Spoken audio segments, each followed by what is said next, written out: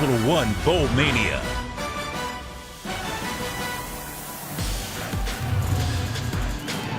Yes, indeed, Reese Davis. Welcome to the Mid-South, number 23 Navy in Kansas State on a picture-perfect afternoon for college football. Beale Street's going to be rocking later tonight for New Year's Eve. The final day of the decade has arrived, and we've got a good one headed your way right now.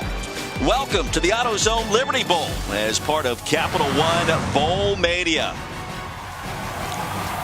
What a time to be alive, and what a game this should be. Two of the great turnaround stories in college football in 2019 with Kelly Stoffer, Roy Philpott. Lauren Sisler joins us on the sidelines in just 1 minute. You talk about Navy, Kelly, a team that is 7.5 wins better than it was a year ago, that leads the country. In Kansas State, didn't make postseason play last season. They have this year under a first-year head coach. You know what's interesting as we talk about this game is they describe one another really the same way. They're tough, hard-nosed, and well-coached, and I agree with all three of those points. And they've turned it around by emphasizing the same things. They value the football. They're very good in situational football, third down, red zone on both sides of the ball. And then time of possession matters to both of these teams. We'll see how it plays out today. Well, for Navy, time of possession starts at quarterback with Malcolm Perry. And this guy has set so many records this season in so many different ways. He's a native of Tennessee. He's going to have about 50 family members and friends on hand here today. Both of his parents served in the Army, so he's got the kind of background that makes sense at the academy. And, oh, by the way, too, he's the Offensive Player of the Year this season in the American Athletic Conference. And just go back to earlier this month, 17 days ago, Kelly, he was so solid against Army. Malcolm Perry is an electric combination of size, speed, and quickness. His commitment to the quarterback position is where everything changed at the end of last year. He's bought into the position, and that's where the evolution began, moving from just a playmaker to actually being a consummate quarterback, and that's what this team needed. And my, oh my, was he amazing throughout this entire season. 304 yards in the victory against the Black Knights that erased a 3-game losing streak. You see the other numbers. History could be made today. Only needs a $117 on the ground to set the FBS single-season record in terms of rushing yards by a quarterback. Well, it doesn't just end with Malcolm Perry. We flip the script. Kansas State's Skylar Thompson, a native of Missouri, was the Gatorade Player of the Year back in 2015 in that state. And in his career in the Little Apple, Kelly, 4,000 passing yards, 1,000 rushing yards so far. Elite company in terms of K-State quarterbacks. And he's a guy that can beat you in so many different ways this season. Skylar Thompson is truly a dual-threat quarterback, but it was the Oklahoma game that really was the turning point, maybe for this program, and certainly answered a lot of questions for Skylar Thompson. He came into this game wondering if he could do it in a big game, if his team could do it in a big game, and it became what he told us was the best football moment of his life. And how sweet was it at the end in the victory formation to win a game like that? It's been a rocky road. That young man has had a really amazing season. Amazing indeed. We mentioned elite company. How about the likes of Michael Bishop, L. Roberson, Colin Klein? Skylar Thompson's name right there amongst some of the great quarterbacks in the history of the Big 12. Well, Skylar Thompson's story is one that is rich with emotion. And for more on that, we check in with Lauren Sisler. Yeah, Roy, football has been such a catalyst for Skylar Thompson. Despite loss and tragedy earlier in his life, when he was just 6 years old, his mother lost her battle with stage 4 breast cancer. And then 7 months earlier, his grandfather, John, passed away from pancreatic cancer. Before his mother's passing, his mother would often tell him to set high goals, chase after them, and never give up. These words have always stuck with Skylar, and now when he puts on the jersey with Thompson scrolled across the back, he hopes that everyone will see his passion for the game and that he plays not only for himself, but for the people that he loves the most. An emotional conversation we had with K-State starting quarterback yesterday, Lauren. Thank you very much. And don't think that the presence of his mother and his grandfather is not with him here today. Wildcats led by the first-year head man Chris Kleiman. Won 4 national championships in 5 seasons at North Dakota State before arriving into Little Apple. And you see those 8 wins. Only Ryan Day better in terms of Power 5 head coaches in their first year this season. And for Navy, Ken Niumatalolo, year number 12, the three-time American Athletic Conference Coach of the Year. Kelly, he was emotional speaking with us yesterday for reasons we'll get into later in our broadcast, but always fun catching up with Coach Ken. What a job he has done in 2019 to turn around the fortunes of the Naval Academy. Midshipmen won the coin toss and have elected to defer. K-State set to receive here at the Autozone Liberty Bowl. Wacky bowl season already well underway. We saw Kentucky complete the comeback against Virginia Tech just moments ago in the Belk Bowl in Charlotte. We believe this game's going to be quite competitive as well. Bijan Nichols will kick things off for the midshipmen. Youngblood, Phillip Brooks back deep to receive. Joshua Youngblood, the Big 12 Special Teams Player of the Season this year.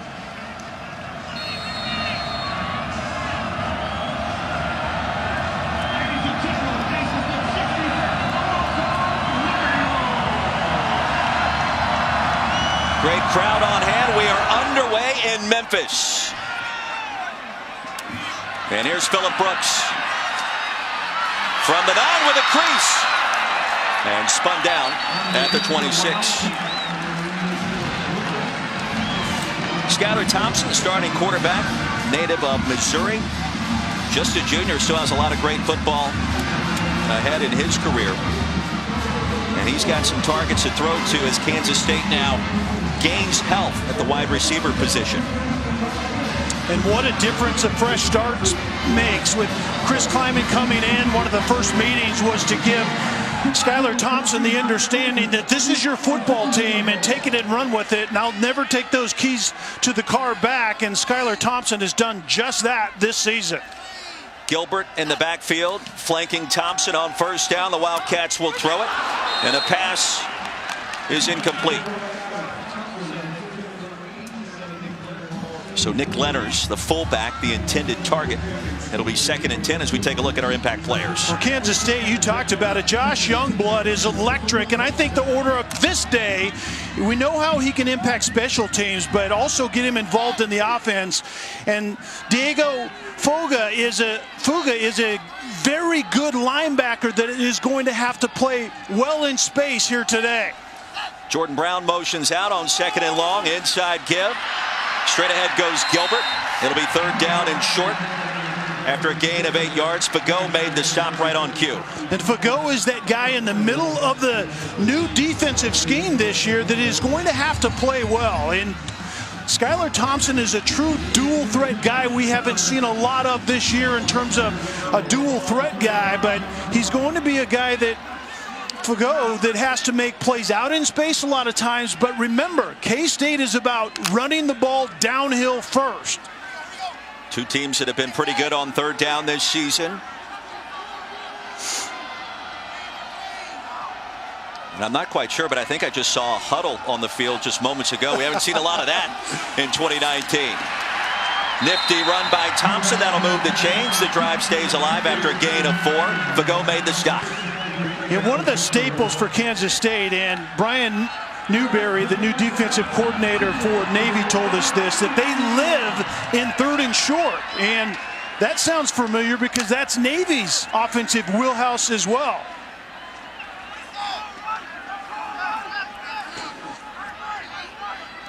From the 39, Mason Barta in motion. We've seen huddles, we've seen fullbacks already in this one. Gilbert with a crease and another nice pickup. That's a 1st down into plus territory. The Ball State transfer, James Gilbert. They told us yesterday he runs violent. He did so right there. And this is what a violent, efficient run looks like. And Kansas State wants to be downhill. They're balanced offensively, but it's a new type of balance. Courtney Messingham, the offensive coordinator, said balance to him is balance between shotgun formation and under the center. That's a new definition of balance offensively. 5-man front contact. That'll cost Navy 5 yards. Jacob Springer crossed the line of scrimmage illegally. False start. Offense, number 87. 5-yard penalty. 1st down. Nick Lenners instead moved early. And Lenners is one of the 3 tight ends we'll see today. In the tight end position, just a little twitch out on the edge. Good recognition defensively by Springer.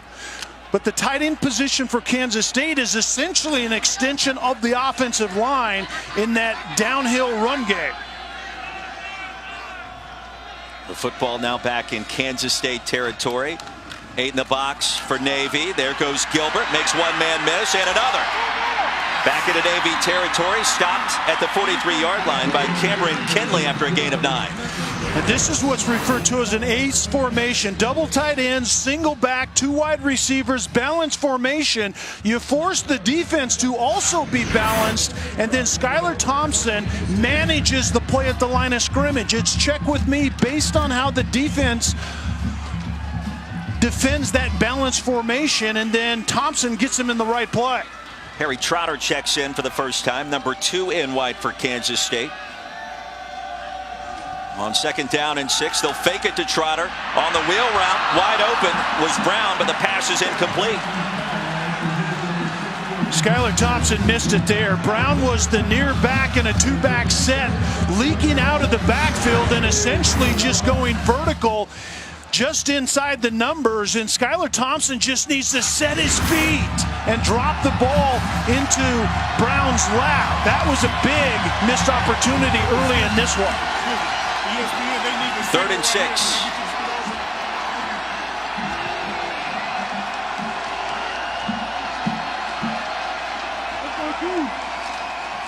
Handoff, Trotter, right side. He'll be stopped well short. Brought down near the 41-yard line. Fago and Carruthers combined to make the hit, and let's see what Chris Kleiman elects to do here. Yeah, just getting to the plus 40-yard line, and you wonder that Chris Kleiman may go ahead and go for it. They would be punting into a really stiff breeze, moving from our right to left, and that's a pretty good time in this place on the field to go ahead and roll the dice early. So on 4th and a short 5, what do you call here, Kelly? You try to get Thompson, I think, out on the edge, and you see 4 wide receivers spread the field with a dual threat quarterback. Feels like a draw, and instead Thompson's going to be flushed. Surveys, flings it deep. Wide open and incomplete. The pass was dropped by Phillip Brooks, and that should have been 6. Skylar Thompson was getting away from a little bit of pressure, moving to his right, and the second missed opportunity. We saw Skylar Thompson miss the back once, and now Phillip Brooks simply should have corralled this one and walked into the end zone for a big play early for Kansas State.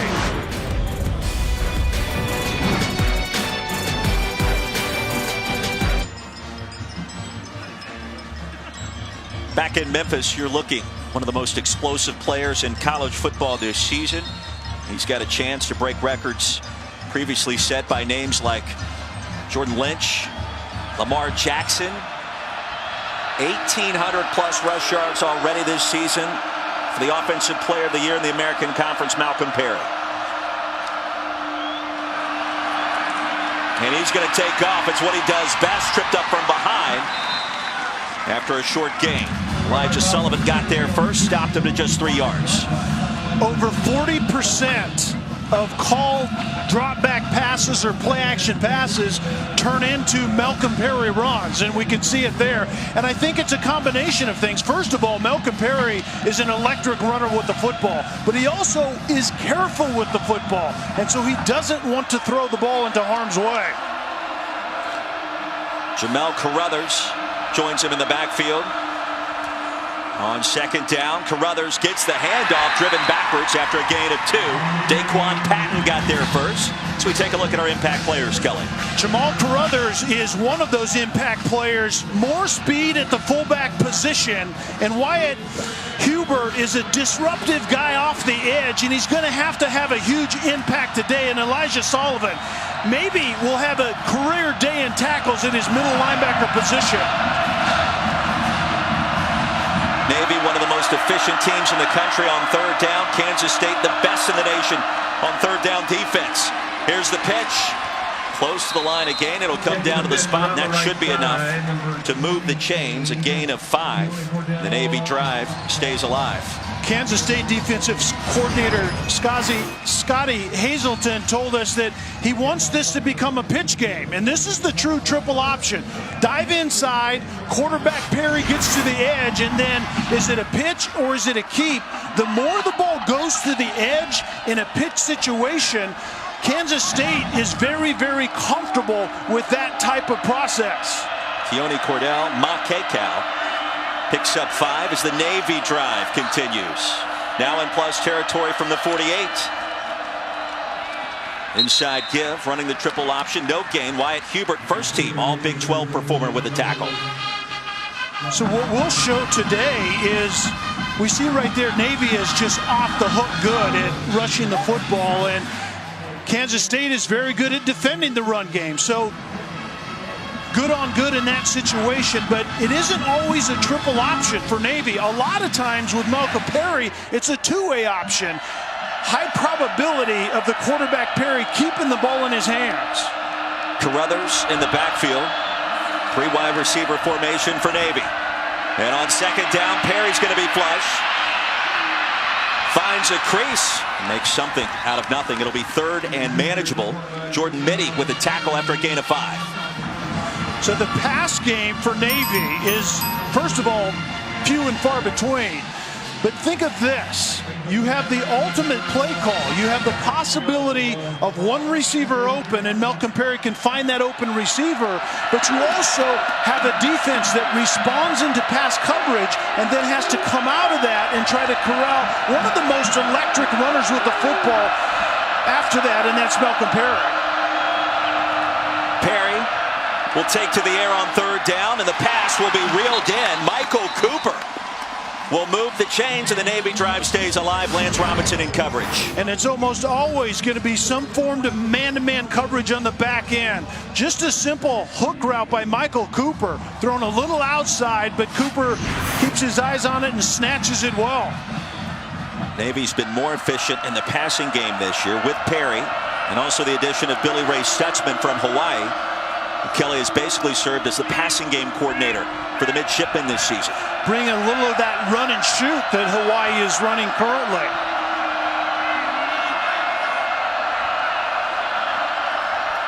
Second possession of the game. We're already halfway through the first. Perry stays alive, makes a man miss, and there he goes. Malcolm Perry. First down and goal for Navy.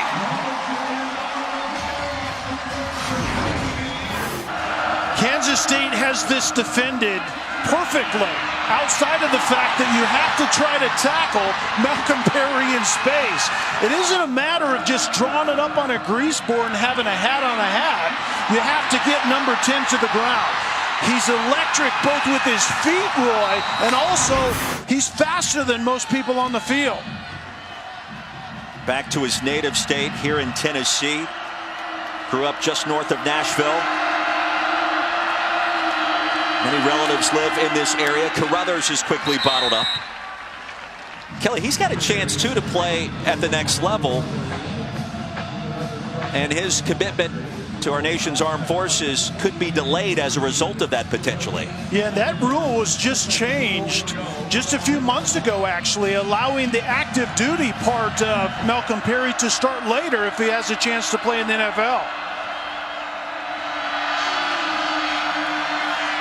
9th play of the drive. Perry's run went for 25 after Carruthers was stuffed at the line. It'll be 3rd and goal from the 8. Daniel Green led the charge that time. With what Navy likes to do offensively, they have the ultimate kind of drive finish and scheme. They're 3rd in the country in the red zone. They score touchdowns 83% of the time. I mean, that's beyond elite. But it's because you have your best playmaker with the ball in his hands, and you have multiple options on every play. On 3rd and goal, Navy's going to utilize a timeout. Navy, their first of the half.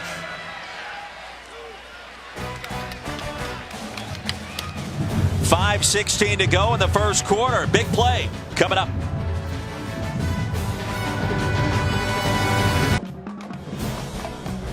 The Autozone Liberty Bowl, brought to you by Autozone. Got a job to do? AutoZone can help with their free same-day store pickup.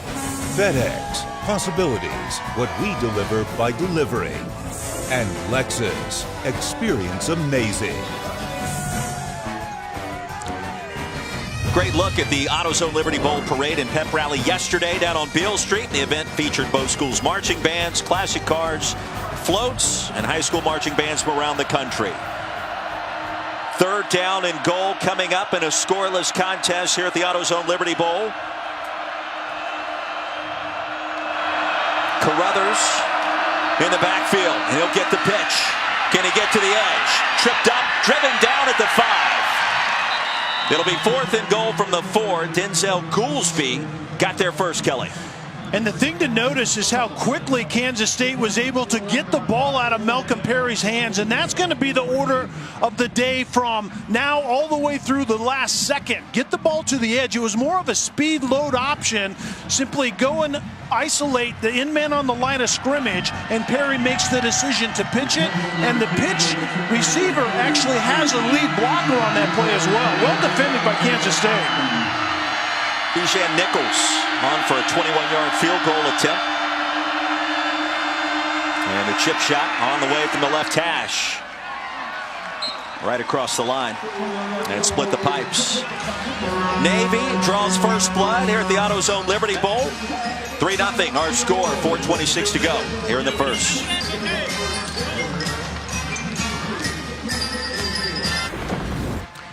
Now let's take a look at the Bowl Challenge Cup standings, brought to you by our friends at Progressive. And right now, Kelly Stoffer, the SEC, leading the charge after Conference USA, I believe, snuck in there a season ago. You remember that? I do, because impressive. These things matter when it comes to postseason or off-season message board Twitter fodder. I've never been there. I should visit sometime. Quickly, whenever you do, make sure that it happens in a very fast fashion. Sounds good. Quick start for Navy, 3-0 our score, 4:26 to go here in the first quarter of the AutoZone Liberty Bowl. Kelly Stoffer, Roy Philpott, Lauren Sisler on hand. They'll pooch the kickoff. And a fair catch made at the 29. Well, don't forget, coming up next, we'll have the Valero Alamo Bowl. Number 11, Utah, the Texas Longhorns. Tom Herman's never lost a bowl game in his young coaching career. By the way, Kyle Whittingham, head coach of the Utes, has won 11 of his previous 12 postseason games. And if a little Tyler Huntley is good, more is better. He has been so rock solid this year, and we'll see what Sam Ehlinger can do with his numbers so far this season. Wildcats take over. The handoff right side nets a couple, as Cameron Kinley made the stop after a short gain. So Jordan Brown picks up 2 yards, and let's see what Kansas State can do on its second possession. And Kansas State certainly is built around the concept of kind of funneling to third and manageable, converting and moving the chains. We talked about it, Roy, at the top, that time of possession matters greatly to both of these teams here today. A lot of people wondered, would Chris Kleiman's FCS brand of championship football work in the Big 12? The answer was a resounding yes, as Knowles goes around the left side for a short gain. I think Chris Kleiman was exactly the head coach following Bill Snyder that Kansas State needed. I think the things that Chris Kleiman did at North Dakota State, and was obviously incredibly successful, translate really well to the way that you have to play football in Manhattan, Kansas. 3rd and 6. Big play for the Wildcats. Last thing you want to do is go 3 and out after giving up a score to Navy. May not get the football back until midway through the third quarter. Kansas State, their first of the half. That could happen. 30-second timeout. And K-State will utilize a timeout.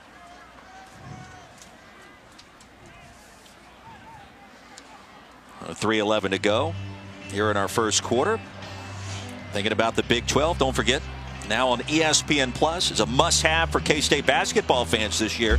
An exclusive home to more than 40 men's games. Very easy to sign up. Just go to ESPNplus.com/Big12 to make sure you're on board today. Chris Kleiman, 4 national championships in 5 seasons as head coach of the Bison. That's pretty good. And so a lot of people wondered, you win those titles there, how does that translate into the FBS ranks inside the Power 5? And the answer is, so far, you see the 8 wins, most by a first-year head coach in K-State history. It's worked out pretty well, and let's see what happens here today.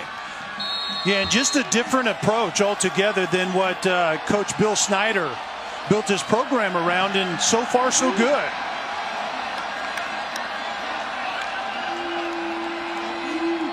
Brown in the backfield. Thompson will change the play. Dalton Schoen in motion. That's his favorite target on 3rd down. Pocket collapses. Thompson will try to buy some time, and he cannot. Sacked back at the 29-yard line. Jackson Perkins got there.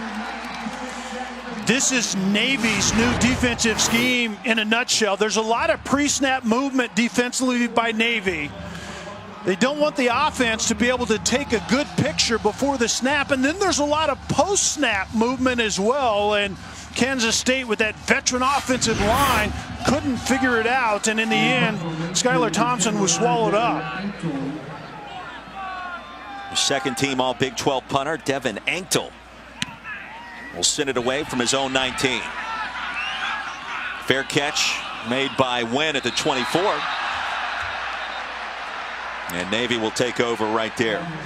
Now, we mentioned Malcolm Perry on the verge of setting several records. The Navy offense also close to establishing some new highs for head coach Ken Niumatalolo, and right now just 159 more rushing yards will set the all-time single season record, and Malcolm Perry just 84 short of breaking the record held by Jordan Lynch, the former Northern Illinois quarterback. And it certainly has been that type of year for Ken Niumatalolo, going from 3-10 in 2018 to 10-2, have a chance to win 11 games, and the commitment that was made to this senior class by their head coach after last season, when the senior class looked him in the eye and said, "Coach, what do we have to do to win?" And I think they figured it out. Perry keeps it, dives across the 30 for a gain of 6. Sullivan the tackle. One of the things that Ken Niumatalolo told us, it was a commitment to Malcolm Perry as a quarterback, but a commitment that Malcolm Perry had to make at that quarterback position as well.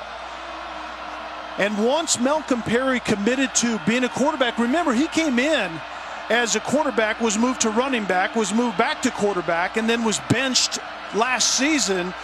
And lo and behold, now we have this electric quarterback playing this offense. Late pitch, Makakea.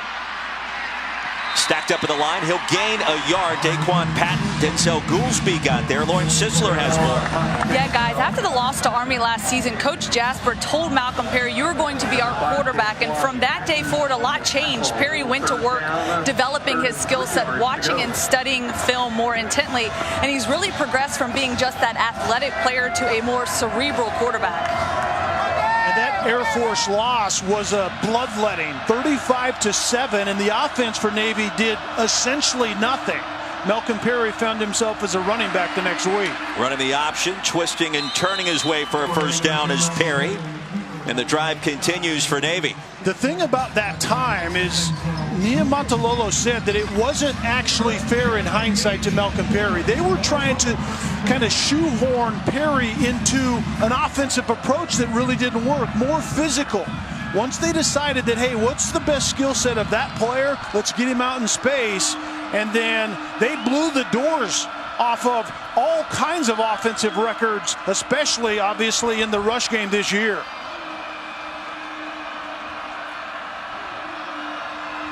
Yeah, just go back to that victory against Army. And Perry, 304 rushing yards by himself, bottled up here after a gain of 1. And he told us after that game, as they lined up in victory formation, he actually had tears in his eyes. It messed up the cadence as they tried to close that contest out. But he was emotional. His teammates were emotional. Ken Niumatalolo was as well after a resounding victory against the Black Knights, 31-7. 15 in the books here at the AutoZone Liberty Bowl. Second quarter coming up. Take a look at what's in store this postseason, brought to you by Macy's. I'm not even going to read the cards trying to appear in front of me right now. Just go through it. Utah could have been in the playoff. They'll play in San Antonio against Texas. I got the Khakis versus Nick Saban. I got Row the Boat versus Gus Malzahn in a bounce-back season for Auburn. Oregon, Wisconsin, final game for Justin Herbert. And then also probably the final game for Matt Rule against Georgia. That's all coming up tomorrow. The All-State Sugar Bowl will conclude things on New Year's Day. Let's see if Georgia can find its offense again, because it's been MIA. Yeah, Jake Fromm, we were in there earlier in the year, and Jake Fromm was speaking well of that receiving group, but that wide receiving group in Georgia just never really showed up consistently this year. As we welcome you back here in Memphis, the start of our second quarter. Some laundry on the field. False start. Offense. Number 68. 5-yard penalty. Second down. That's another area of this game that Navy and/or Kansas State just aren't penalized very often.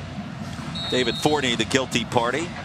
Malcolm Perry has a chance to smash a record set by Jordan Lynch and join Lamar Jackson as one of the top rushing quarterbacks in college football history. 1,500 on the ground, 20 rushing touchdowns in a single campaign. How impressive is that? You kidding me? Man, once that young man committed to the position, it's been absolutely lights out. On 2nd and 14, he'll throw it here. And flings that pass incomplete. Late flag on the field. We'll check the penalty. Heavy pressure from Daquan Patton that time at his will linebacker spot for K-State. And this appears to be pass interference. Pass interference. Offense. Number 28. 15-yard penalty. Replay second down. When you get Navy behind the sticks and down in distance, 2nd and 14, the last thing that you want to do as a Kansas State defense is bail them out with a pass interference. That wasn't accurately thrown. The coverage was great. A little panic at the end led to that pass interference call. Cal, as the penalty was assessed on him. On Navy. I thought that the Kansas State defender arrived a little bit early. 2nd and 29. The triple option doesn't exactly have an answer for this unless your quarterback is Malcolm Perry. Let's see if the magician can go back to work. He'll pitch it. Cal bottled up. Elijah Sullivan led the charge for the Wildcats. That's Kansas State defense front and center. They don't really have any alpha dogs on that defense. It's really distribution and production across the board. That defensive line, they all have somewhere in the high 20s in tackles, and they all have pressure numbers. They have 4 defenders in the back 7 that have 50 tackles or more. And that was who Chris Klieman was at North Dakota State. It was a group effort defensively, game in and game out. And you saw Scotty Hazelton, defensive play caller for the Wildcats. Very good year in his first campaign in Manhattan. Trey Deshawn, Reggie Walker stopped Navy dead in its tracks right down the midshipman. Kelly just 59 yards on the ground so far, yet leading by 3. And that really is the template to get Navy's offense off the field, is get them behind the chains, make them count on the pass game, and typically that doesn't end real well. This game's had an old school throwback feel to it so far. Very physical at the line of scrimmage. Owen White checks in. 43 yards per punt this season. He'll turn it over beautifully here. Driving Brooks back. From his 34, waiting on a convoy. There he goes, Brooks. Far side, can he get to the end zone? Yes, he can. Touchdown, Wildcats.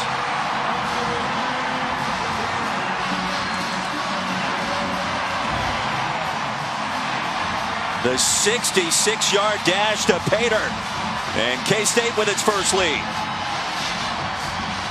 Great Kansas State defense leads to a backed up punt that leads to a huge special teams play by Kansas State. Phillip Brooks takes it to the house this particular time, but whether it's Josh Youngblood or Malik Knowles, another staple in the way Chris Klieman intends to build this program in Manhattan. Blake Lynch's extra point is good. And our new score with 13-13 to go in the first half. Kansas State grabbing its first lead at 7-3, and Phillip Brooks with the honors for the Big 12 and the Wildcats from Manhattan.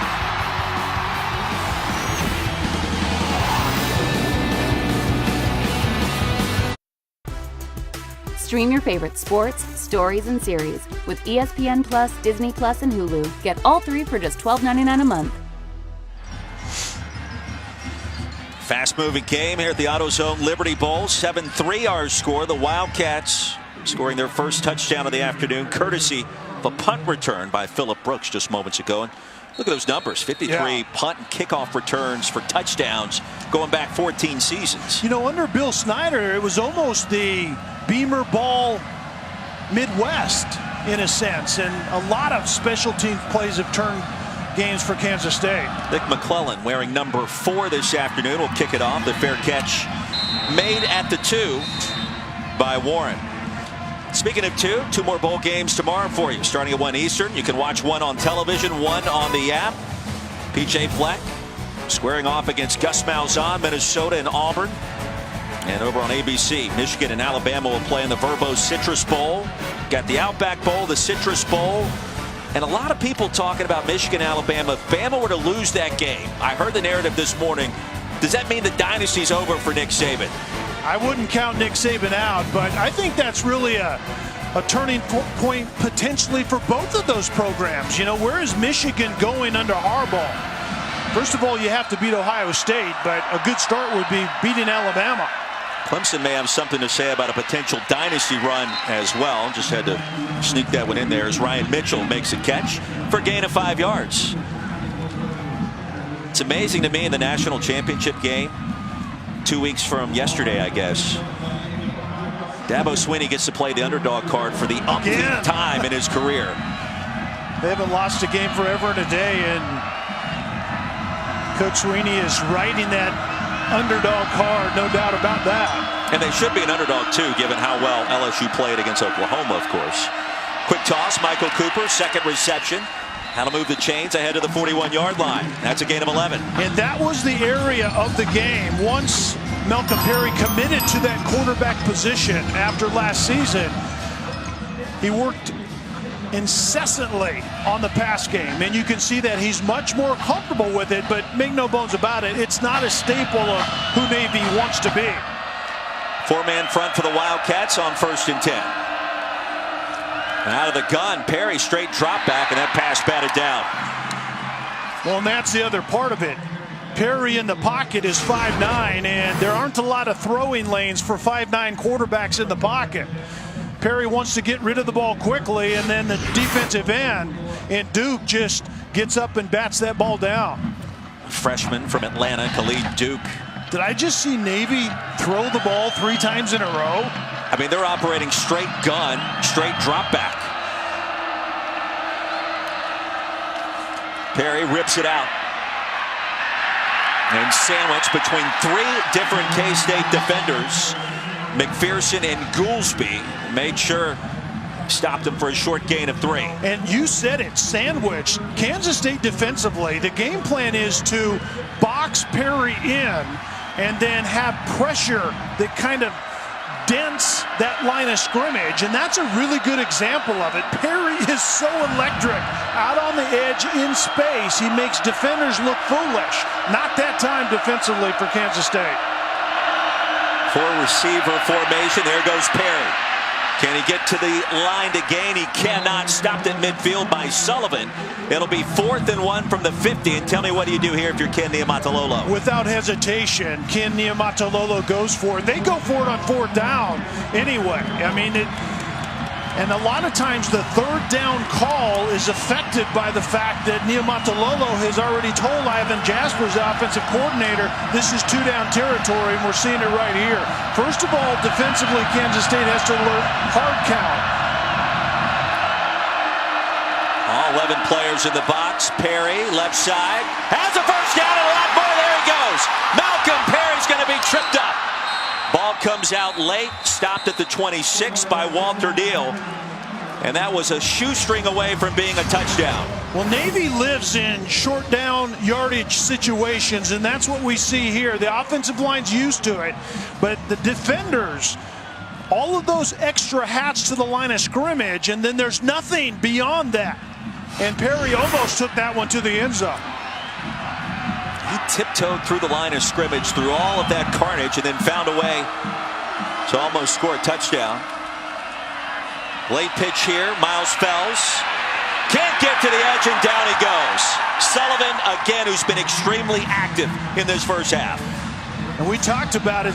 Elijah Solomon is one of those impact players. The middle linebacker playing the triple option sometimes has upwards of 20 tackles. You have to skate inside fullback to outside to the pitch. You stay a half a hole behind, but when the pitch shows up outside, that middle linebacker has to arrive as well. I love it when you drop new knowledge and new terminology on me. Half a hole behind. Oh, yeah, there you go. You can use that sometime today. Breaking open towards the end zone and reeled in for the touchdown. Navy back out in front. Makekau brings in the touchdown on a beautiful pass from Perry. It's easy for the defense to lose running backs in the pass game because of all of the bells and whistles on the back end. Makekau is going to just release right up the field, and that's the part of the game that Malcolm Perry is so much better at, is reading defenses but also throwing the appropriate pass that we saw right there. Nichols on for the extra point. Flag on the field, and likely offsides coming against K-State.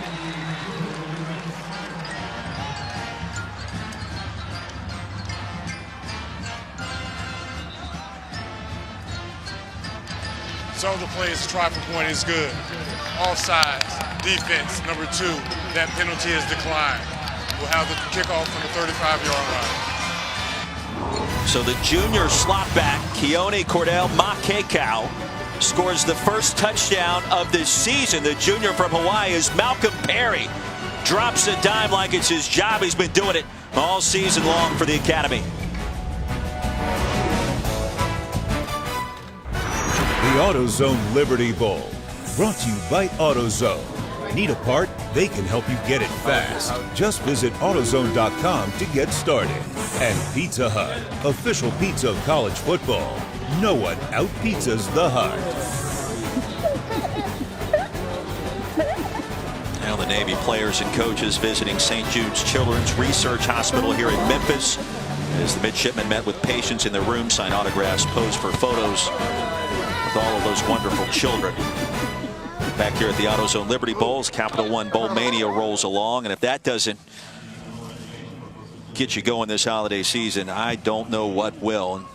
Naval Academy bursting that 75-yard scoring drive in 8 plays, and guess what? They're throwing the pill around today, right? I mean, this has been fun to watch. Yeah, 8 plays, 4 runs, but also 4 passes. Makekau catching that last pass in the end zone, but you talk about balance. That isn't something that Navy typically associates with their style of play. It's all on the ground, and it's a lot of times Malcolm Perry, but that was tremendous. Came out throwing 3 passes in a row to start that drive. Ask Malcolm Perry, what would you tell yourself 3 years ago after you burst on the scene, the Armed Forces Bowl against Louisiana Tech with a touchdown on your only touch of the game? He said, you know what I tell myself? Take ownership at the quarterback position and become selfless earlier in my career. Here's Youngblood, the Big 12 Special Teams Player of the Year, sit down after a short return on the kickoff as we take a look back at our Great Clips Drive recap. Navy throwing the football. And they came out throwing it 3 in a row. The first one to Mitchell, the second one to Cooper, and Makekau catching the touchdown pass, and Perry in the middle, almost taking it into the end zone. And that was a 4th and 1. Head coach Ken Niumatalolo chooses to go for it. That's not highly unusual. Finish the drive through the air, on the other hand, is unusual for Navy. 6-man front, and the first completion now for Skylar Thompson. as he's 1 for 4, and that'll be a gain of 6 yards on first down, and the first grab for Dalton Schoen. And we anticipated this type of game, kind of back and forth, violent run game, electric runs by Malcolm Perry. We didn't anticipate as much of the pass game by Navy, but now you would think that you would see K-State settling into their offensive game plan a little bit more right now. Gilbert in the backfield, play action on 2nd and short. That'll move the sticks. First down for Kansas State. Close to midfield as the drive continues. Springer the stop after a gain of 14 yards. Malik Knowles makes his 23rd catch of the season. And an important thing that Skylar Thompson pointed out yesterday when we met with him is in the 2 losses that Navy has against Memphis and Notre Dame, the offense had success through the air, and I think that's what we're going to see right now. Kansas State probing the pass game just a little bit more than they have up to this point.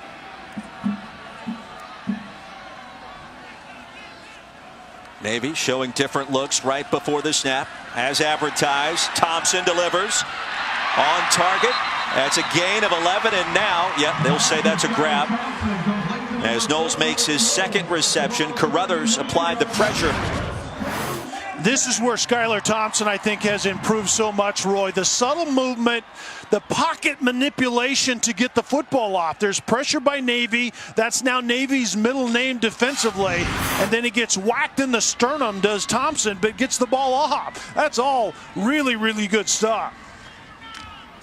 So Thompson started the game 0 for 3. He's completed his last 3 passing attempts.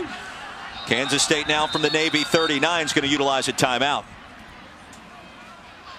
Timeout. So the Wildcats with 1 remaining halfway through our 2nd quarter here in Memphis. Goodwin Brewing, the AutoZone Liberty Bowl, 3-point contest.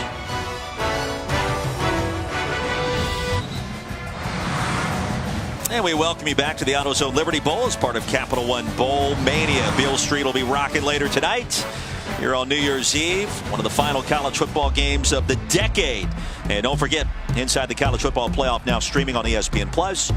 Episode 2 actually premieres today, following the day surrounding last Saturday's semifinal games as LSU and Clemson punched their ticket to the national championship in less than 2 weeks down in the Big Easy. And how much fun is that going to be? Joe Burrow, Trevor Lawrence, Etienne, Edwards-Hilaire's now healthy. It's going to be a lot of fun. A lot of fun here at the Liberty Bowl as well. 1st and 10 from the 39 for Kansas State. Kelly Stauffer, Lauren Sisler, Roy Philpott. Wildcats keep it on the ground and a gain of 3 on first down. Fago with the tackle. And Skylar Thompson, what a comeback story this has been. At least you look at the numbers and the metrics all suggest he's had a great year, but so much to unpack with the junior signal caller from Independence, Missouri. And it really all started with the fresh start that Skylar Thompson got when Chris Kleiman took the job. They have a prior relationship. Kleiman actually recruited Thompson out of high school to North Dakota State, and it ended up that they're together again, and it makes a difference in a quarterback's life when you're told that you have the keys to the offense. Wright checks in at running back for the first time. Knowles makes his 3rd reception on this possession. And that'll move the chains as we check in once again with Lauren. Yeah, and Kelly, when you talk about he was given the keys, so to speak, he said it really changed his entire outlook. He told us that because Coach Kleiman believed in him, he was able to focus on becoming a better leader for this football team and not always having to look over his shoulder and wonder if he's going to lose his starting job. It's been a tremendous confidence boost for him and for the entire team, knowing he's their guy under center. And that's the right word, confidence. You need that as a quarterback, and this coaching staff put their trust in Skylar Thompson.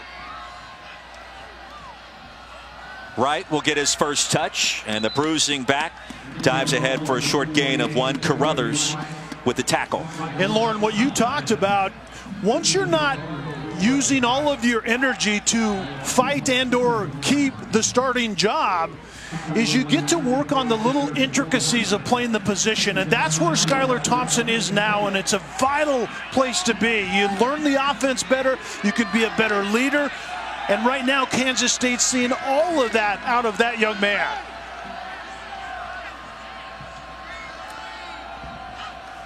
Gilbert back in at running back, out of the eye. Thompson's going to be flush. And the dump off pass will pick up a couple. It'll be third down and short upcoming as Evan Fockman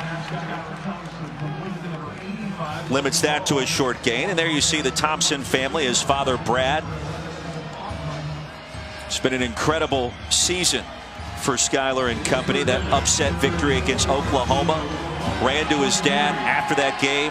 He said, I saw tears in his eyes. It's the first time that I've seen him cry. And that emotional moment has resonated with him ever since.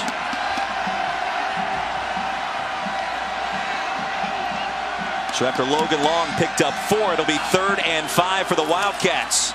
On the jet sweep, Phillip Brooks scored the touchdown on the punt return moments ago. Stop short here. It'll be 4th and 1. Jacob Springer got there.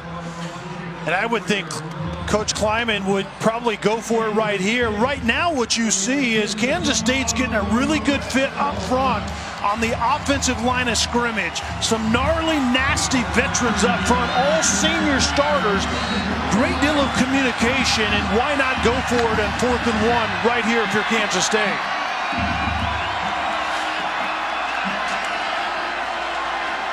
Wildcats 0 for 1 on 4th down so far today. And a timeout called by Kansas State. That'll be their final timeout. Kansas State, their 3rd and final of the half. 3-point game, 4:23 to go, and a fast-moving first half here in Memphis.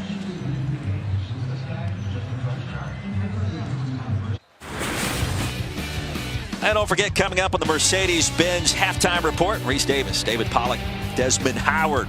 JT versus the Oregon D, and a Belk Bowl thriller as Kentucky came back against Virginia Tech. Should be a lot of fun. We'll send you out to the Rose Bowl back here in Memphis. 4th and 1 for Kansas State out of the timeout. Gilbert flanking Thompson in the backfield. 10 in the box for Navy. Gilbert left side. Only needed a yard, and this is going to be close. They're going to give him the spot. The drive continues. Cromartie met him right there in the hole, and Gilbert won that one-on-one battle.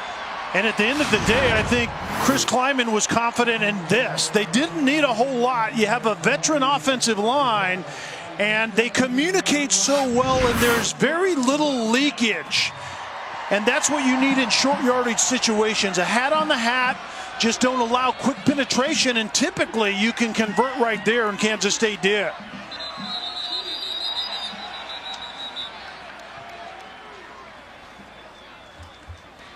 The ruling on the field is that the runner will reach the line of the game for a first down. The previous play is under further review.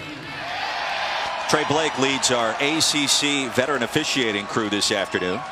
And for the first time, we will have an additional look by Joe Ryder in the replay booth. It was interesting during that timeout. There was a little gamesmanship going on. Blake Lynch, the kicker for Kansas State, was out warming up on the field as if he was going to kick a field goal. As we take a look at the replay to see if indeed Gilbert did make the line to gain. And I'm not exactly sure. Certainly didn't make a good 3/4 to a full yard past the line to gain. But remember, the standard always is indisputable video evidence, and I'm just not sure. From those first 2 angles, it appeared he was stopped short of the 18-yard line, which was the line to gain to get the first down. Question is, to your point, is that indisputable video evidence based off the angle? Yeah, that's the key, is the angle. Unless you have a camera that's looking right down on the line to gain, it's very difficult in short yardage situations to reverse how it was called on the field originally. And I think that's probably what we're going to get. This should be a great look at it. I think this is a call stands situation, and Kenny Matalolo certainly thought his defense prevailed right there. What do you think? The call's going to stand because there's not enough video evidence to overturn it. The ruling on the field stands. That gamesmanship was interesting because Blake Lynch was out warming up, and the effect that has is that Navy's looking out to see what sub package they put in. Are they kicking a field goal or not? And Lynch gave the impression that he was staying on the field to kick. At the last minute, he left. I told our producer during that break, Rob Adamski, there's a better chance of me kicking a field goal than Blake Lynch. I knew they were going to go for it. You used to kick field goals, right? I was pretty efficient back in the day. For the first down, here's Gilbert. And no running lane there. He is sent backwards. He's going to lose half a yard. Remember how this drive started. Skylar Thompson throwing the football. And I think that's exactly what Kansas State has to continue to do. And furthermore, get Skylar Thompson out on the edge. Right now, it's tough sledding up inside to some extent, even though that's who Kansas State is offensively. 11th play of the drive upcoming. Nice Air Crow Marty playing from that Raider position in the Navy defense. In attack mode in this first half. He bottled up Gilbert in that last play. Jordan Brown, the new running back for the Wildcats. Clean pocket for Thompson. Has all day.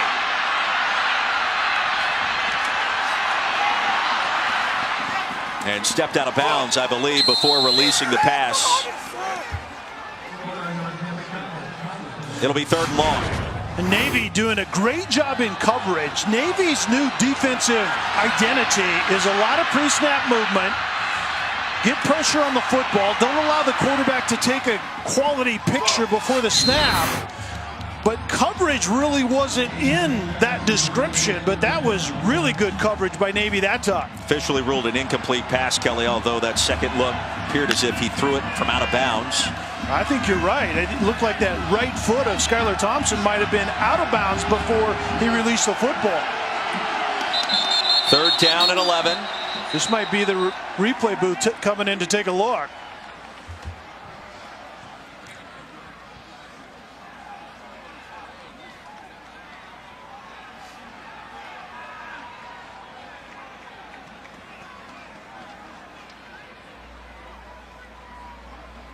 And Ken Niumatalolo suggesting the same thing to this veteran crew.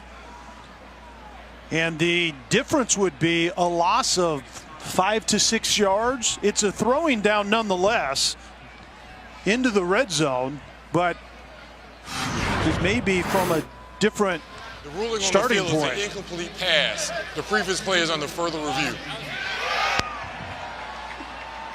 That's back near the 21-yard line.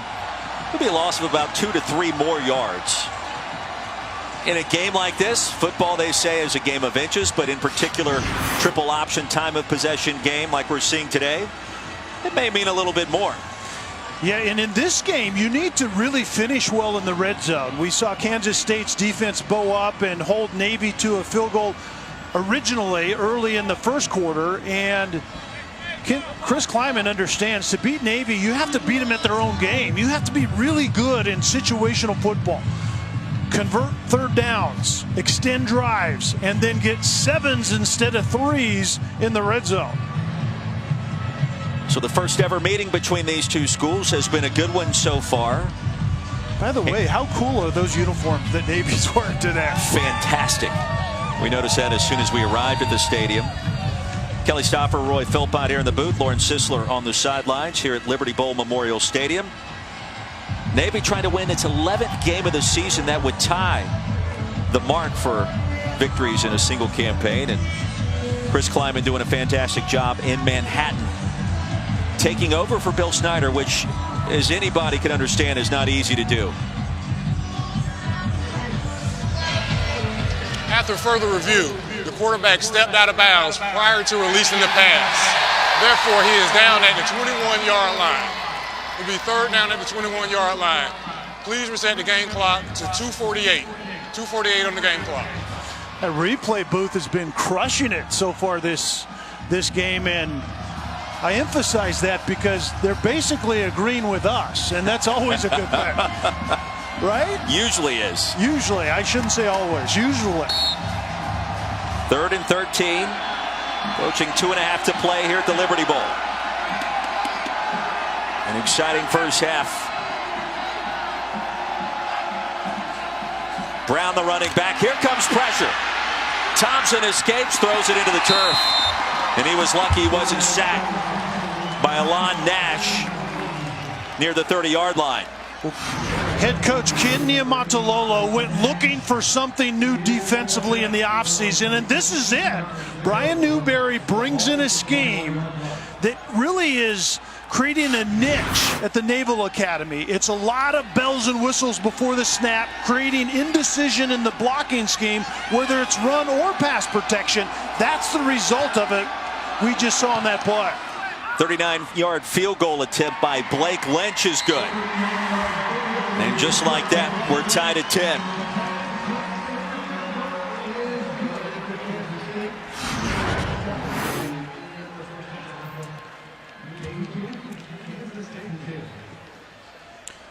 When you play Navy, it's about TDs and not threes, but they've traded a couple of field goals, so far so good.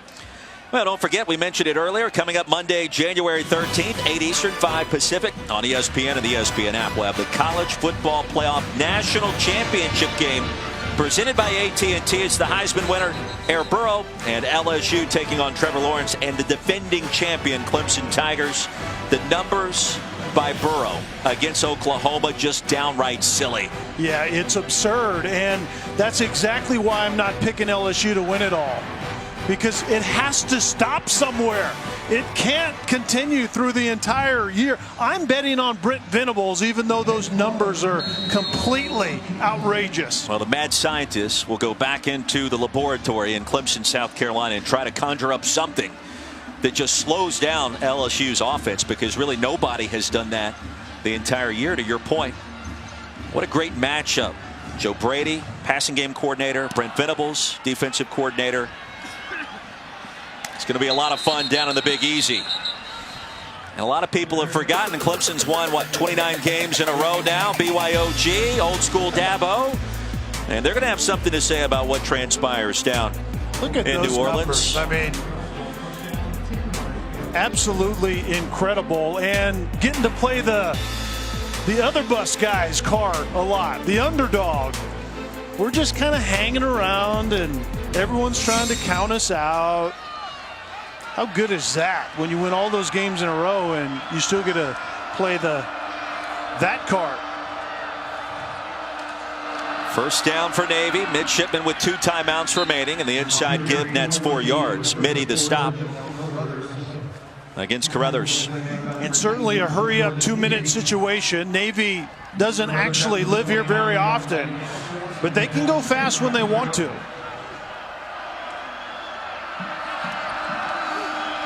Play action, Perry drops back deep. He has Cooper wide open, couldn't see him. He'll take off and be stopped short of the line to gain by Wyatt Hubert. That's a gain of 4, but Michael Cooper, number 3, was streaking wide open in the seam. Yeah, right down the hash, and you're right. Navy. Malcolm Perry had it, but that's where Malcolm Perry kind of plays that passing game somewhat conservatively. If he doesn't see it clearly, he doesn't throw the football. So Navy will call a timeout. 3rd and 2 upcoming, less than 2 to play in our first half. It's already been a crazy day of postseason football. We saw the Belk Bowl, Kentucky and Virginia Tech came down to the wire. A 31-30 thriller in Charlotte. And now Scotty Hazelton will talk things over here with his star linebacker Elijah Sullivan, who already has more than 7 stops in these first 2 quarters. How good is Coach Hayes' beard right there? Beard game, I told him yesterday. I hadn't seen you since you left Laramie. It remains as strong as ever. Yeah, no question. That is a good beard, and his defense has played really well against an incredibly electric quarterback in Malcolm Perry thus far today. Out of the timeout, 3rd and 2. Carruthers stacked up, driven backwards. He's going to lose a yard. Trey Deshawn got there first, the senior. The option for Navy starts with the fullback, and Kansas State knows that. Navy appears to be getting ready to at least give the impression they're running a 4th down play here. Movement. Let's see who jumped first. Hubert was in the neutral zone.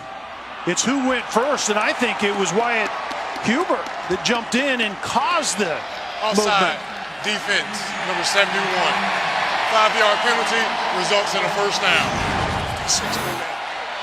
Correction, the foul was on number 56.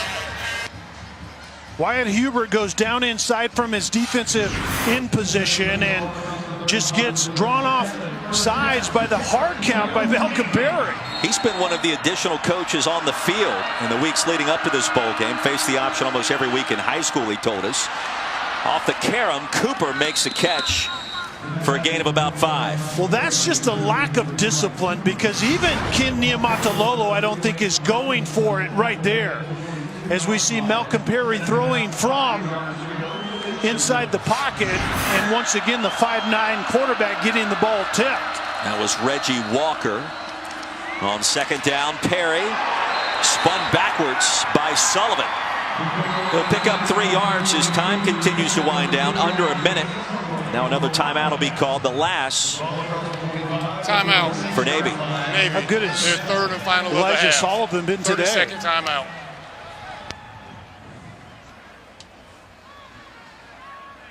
Well, 2 bounce-back programs this season, 2 bounce-back quarterbacks. You see their numbers. Thompson got off to a slow start, but he started to warm up on that last possession. Yeah, Thompson was a better passer on that last drive, and Perry throwing the football. 5 of 6. We know he's electric with the ball in his hands on the ground. It's going to come down to these 2 guys at the end of this game. We thought it would be tight, and it has been. And the 2 quarterbacks will decide who's going to win this game today. Navy 3 of 7 on third down. Thompson was given the keys to the Kansas State offense the second that Chris Kleiman arrived on campus. Really changed his outlook. I'm not even sure if he would be at Kansas State had Kleiman not arrived and said what he said. On third down, Perry sacked. Reggie Walker tipped a pass 2 downs ago. Now records a sack to thwart this Navy drive here. Scotty Hazelton bringing pressure on that down and distance right there. Man-to-man on the back end, adding hats to get after the quarterback. It's all about being disruptive defensively, whether you're playing the spread, hurry up, throw the ball type of offense or the triple option. The more you can pressure the guy with the football, obviously, the better you're playing defense. Now, Kelly, both teams out of timeout, so Navy allowing the clock to wind down, tied at 10. And I would imagine they will take a delay of game penalty. And then punt it away on fourth down. Delay of game. Offense. 5-yard penalty. Fourth down. Entertaining first half, just about in the books. What we expected, and Chris Kleiman told us yesterday, it's a possession game. They're going to keep it. We're going to keep it. They're really built the same. They look different, but they're built the same. They play football the same. They covet. They value the football. They take care of it. Time of possession matters. And so it's really beating each other at their own game. Here's the ever dangerous Phillip Brooks, already returned 166 yards to the house earlier today. And you got to think Owen White's going to be instructed to kick it out of bounds. And he does. So 3 seconds remaining. See if Coach Kleiman elects to allow Skylar Thompson to run around a little bit. Try to make something happen, throw the football in the air. You can either get a huge play or potentially a penalty and get another crack at it. But it looks very much like Kansas State is happy with 10-10 to go into the locker room. And just think about what we saw yesterday at the end of the Western Kentucky Western Michigan game. Hail Mary into the end zone, penalty flag thrown, and a field goal won it for Western Kentucky. Entertaining first half of the books here in Memphis at the Autozone Liberty Bowl. Chris Kleiman pleased with his club's start. We're tied at 10. Navy and Kansas State. Will send you to Reese Davis for the Mercedes-Benz halftime report. Coming up right after these messages.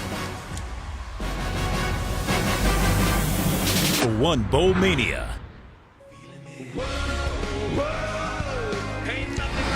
And welcome back to the AutoZone Liberty Bowl as part of Capital One Bowl Mania. Scotty McCreery completing his halftime act just moments ago. And a fun first half already in the books here in the heart of Memphis. Tied at 10 between number 23 Navy, and you look at this second half. It is going to be a lot of fun. Kansas State in position, Navy in position, a throwback old school kind of slugfest game. It's been a little different. It's been a lot of fun so far. Yeah, it's been different because the defenses have won the day, to be quite honest. I think Kansas State corralled Malcolm Perry really well. I think Kansas State, this to me is going to be the difference in the second half. Kansas State offensively has to let it loose a little bit. Allow Skylar Thompson to throw the football. They have an advantage. Wide receivers on Navy's secondary. Kelly Stoffer, Roy Philpott, Lauren Sisler here with you. AutoZone Liberty Bowl. Navy set to receive our second half kickoff. And the fair catch made just inside the 10 as we check in with Lauren for the first time. Yeah, talking to Coach Kleiman going into the locker room, he says he really likes the way the defense is executing. They really understand the speed of the game, but on the offensive side of the football, not executing as well as he would like them to. He says they really got to shore up their protection, create some explosive plays, create some momentum here in the second half. Well, what Lauren just talked about, the speed of the game, what Coach Kleiman referenced, is so important. You can't really anticipate the execution that Navy does in that triple option, and Kansas State adjusted to it from the get-go in this game. Navy's got a chance to win 11 games this season. That would tie a single season record with a victory today. On the option ahead to the 30, it'll make it 2nd and 5 as Mitty stops the ball carrier. And I would think out of Navy offensively, we're going to see more of the true triple option. I think Kansas State has proven that they can corral Malcolm Perry in more of the two-way option game, which is quarterback-centric. More triple option out of Navy in the second half. Yeah, less than 100 yards on the ground in the first 2 quarters. After the game by Ma Keikow. Offense, number Penalty 71. flag on the field. 5-yard penalty, 2nd down. Is it just me, or the ref's mic giving us about every third word? I think maybe there was some hanging out on Beale Street late yesterday, perhaps. I was hoping that. I don't know. I was hoping that my ears weren't cutting out like that.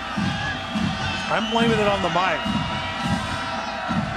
It's a game that's featured fullbacks, huddles, defense, physicality.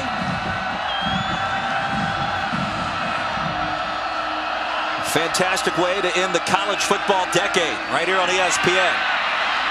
Perry escapes. He's got a first down and a lot more. Into plus territory. Navy setting up shop on its opening possession as Sullivan ushered him out of bounds. 4.5 out of 10 called passes turn into this type of Malcolm Perry outside the design of the concept play, where one of the most electric quarterbacks in the country, actually college football players in the country, gets outside and plays like that. And you can see right there, the 21st game, 100 yards, second most in school history. 29 on that last carry. From the 46. And a gain of 4 as Jamel Carruthers is stopped by Sullivan, who now has 9 tackles today. And we have to keep in mind that Jamel Carruthers can make Navy's offense different. Much more speed at that battering ram fullback type of position, and we haven't seen a lot of him. Kansas State knows the triple option starts with establishing the fullback and then moving to the edges. So Kansas State did a great job of corralling Carruthers in that first game. And Carruthers actually has been clocked faster than Malcolm Perry. Right side, that's a first down, and history is made as Malcolm Perry moves the chains. He was tackled by Denzel Goolsby. But a new single-season rushing record has been established as Malcolm Perry already over 100 yards in this game today. Passing Jordan Lynch, all time for quarterbacks on the ground in a single season, Kelly. We talked about maybe Malcolm Perry had somewhat of a quiet first half. Can you have a quiet 100 yards? It seems impossible, but I think Kansas State prevented Malcolm Perry from taking over the game in that first half. Timeout. Navy, their first of the half. Midshipmen will utilize a timeout. We'll step aside. 12:08 to go in our third quarter. We're still tied at 10.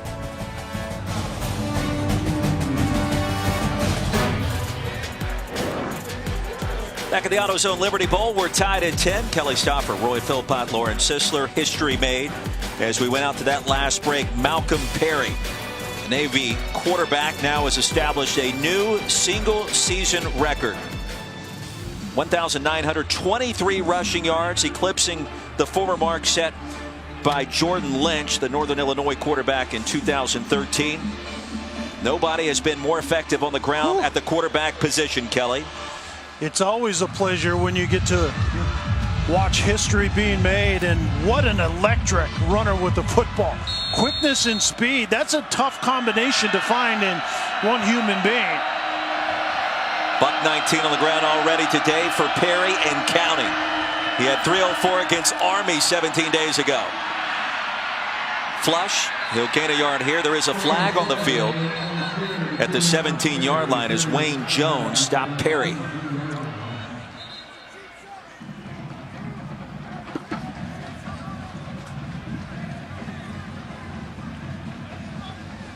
Ken Niumatalolo told us this week, I don't know what I was thinking with Perry not playing quarterback last year. They were 3-10 as a result. Holding, defense number 2. 10-yard penalty results in a first down. Lance Robinson, the guilty party.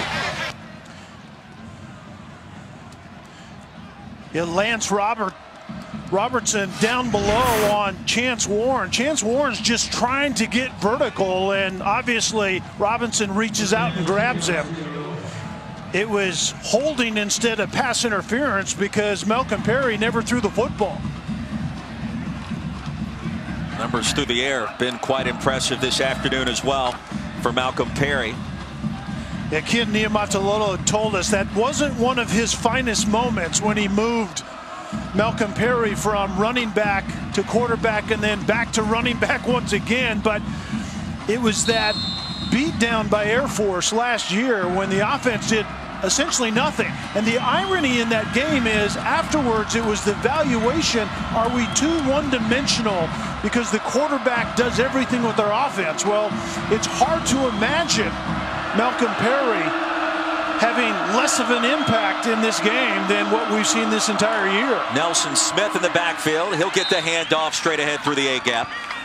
Back to the line of scrimmage and not much more. Trey Deshawn belted him down. I don't mind an offense being one-dimensional if that dimension is Malcolm Perry. I'm not exactly sure what that evaluation meant, but I think the main thing is that they discovered that they were just trying to plug Malcolm Perry into the wrong approach. Too much physical running inside, not enough electricity outside. Perry on the option, got to the edge, belted down hard. Wayne Jones, the full head of steam, and Kyle Ball got there.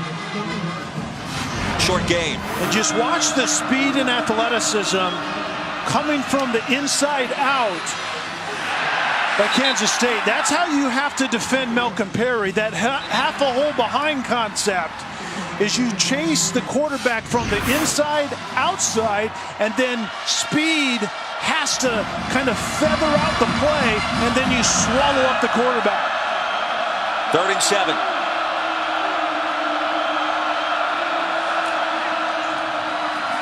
On the end around, here's Chance Warren with all kinds of real estate. Warren towards the end zone, to the house for 6.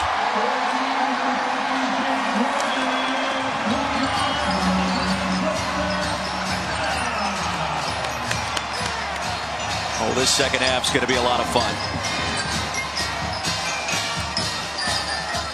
Well, the last time out, it was the Navy special in Philadelphia against Army, and this is that version except without the throw. This time it's just a walk-in by Warren on the reverse.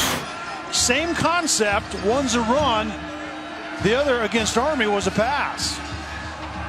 Bijan Nichols on for the point after. In our new score, 10:15 remaining. In our third quarter, 17-10, the Naval Academy out in front of Kansas State. Some trickeration for our first points of our second half as Chance Warren scores his second touchdown of the season.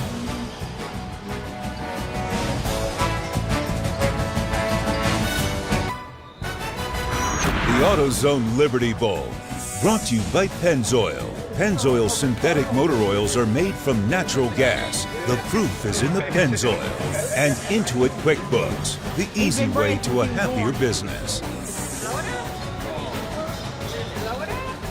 Well, you wonder why we have so many bowl games. This is one of the main reasons that K-State players and coaches at St. Jude's Children's Research Hospital back on Friday, posing for pictures, signing autographs, spending time with patients and their families. Yeah, it's for moments just like that. I think well said.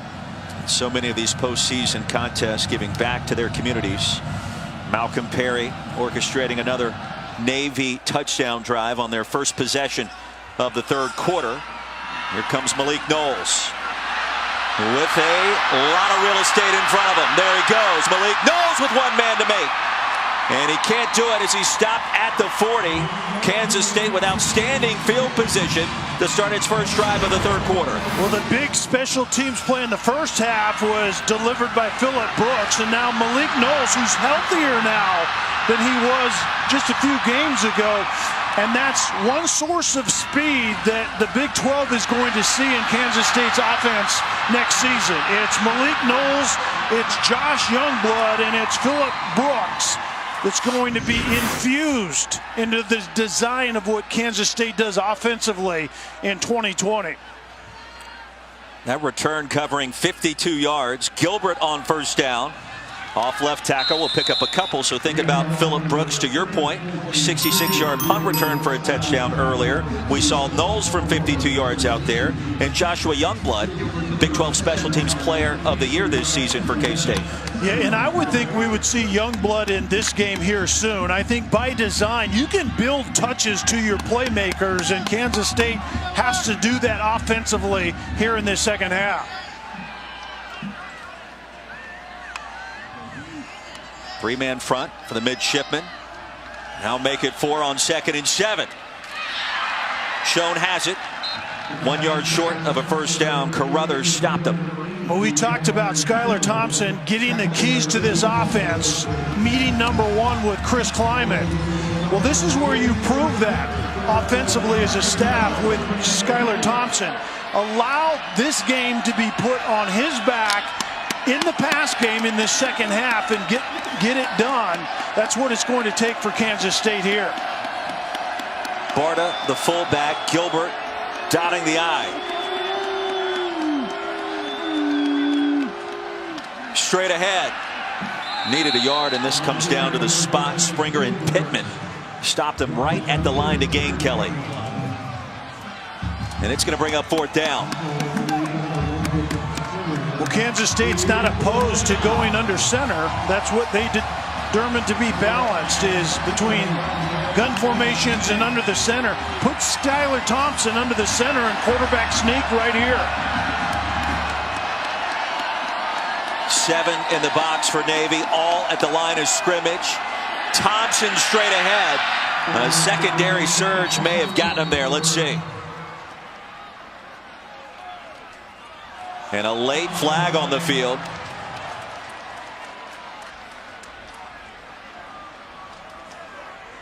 He had to reach the 30, and I think they're going to give him the spot.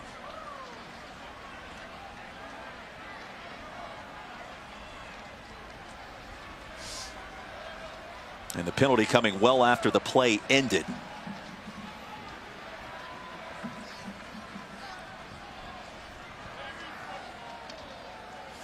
Well, there are some unpleasantries that take place in quarterback sneaks, and someone got offended by it. The ruling on the play is to run and reach the line of the game for a first down. After the play, unsportsmanlike conduct, offense, number 62.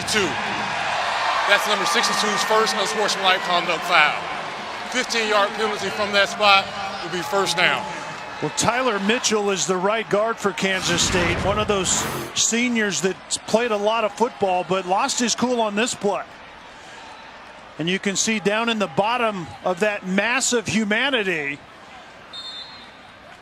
things are said and places are grabbed that aren't allowed in most walks of life, and that's what happened right there with Tyler Mitchell. That was fantastic. You saw Diego Fagot kind of grimace backwards for a moment, maybe highlighting your point. Grimace indeed. It will be a first down. The ball moves backwards, and so does the snap. Thompson jumps all over it way back in Kansas State territory at the 35-yard line.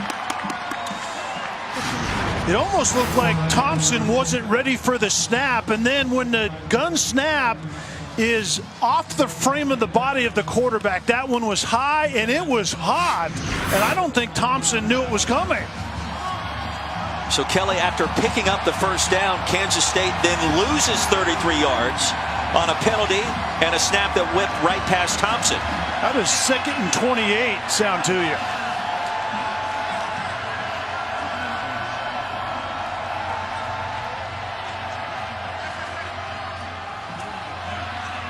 The left side run, Jordan Brown sent out past the 40 by Paul Carruthers, and I'm not sure Skylar Thompson knew the ball was coming when it did. Yeah, Skylar was definitely looking other places. That right hand going out, I think, was to tell the center that I have more to say to get our offense in the right play, and that's about the time the high hard one came off to the left.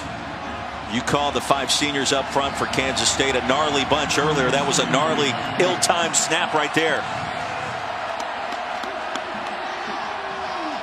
3rd and 24. Thompson with time, now escapes. And he'll have his bags packed. Ball pops out near the 41. And let's see who jumped on it.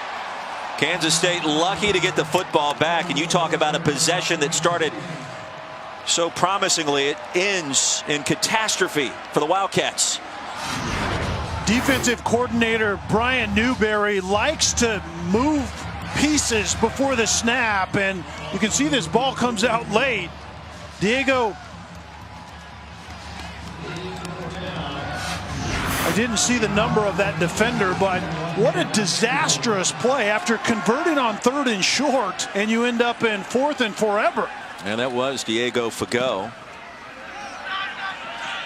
He was on the wrong end of that penalty just moments ago, literally. Garrett Wynn calls for the fair catch. Navy takes over after a 44-yard punt.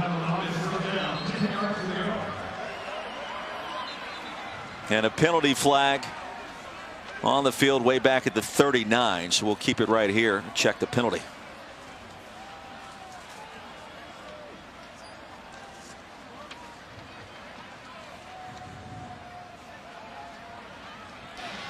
During the kick, holding, receiving team, number 22. 10-yard penalty, first down. Timeout. Travis Brannon, reserve slot back with the infraction. Timeout on the field.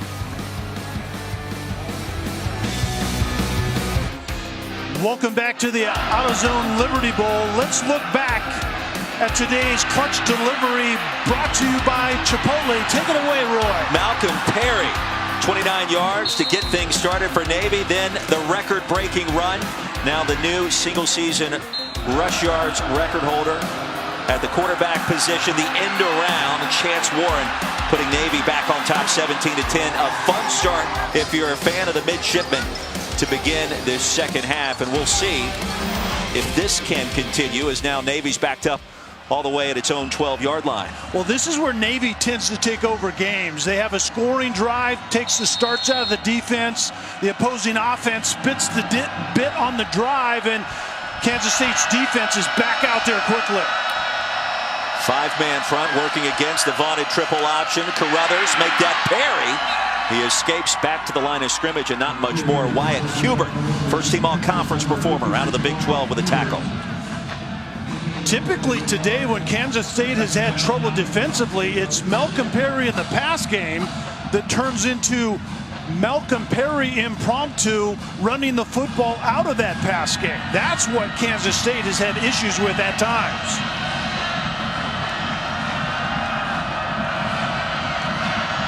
Perry under center on 2nd and 9. Here comes the option. There goes the pitch. That'll be a first down for Navy. Finding ways to create drives. Makekau with a first down carry. True triple option. Fake dive inside. They take the dive. Perry gets to the edge. Does he keep it? Does he pitch it?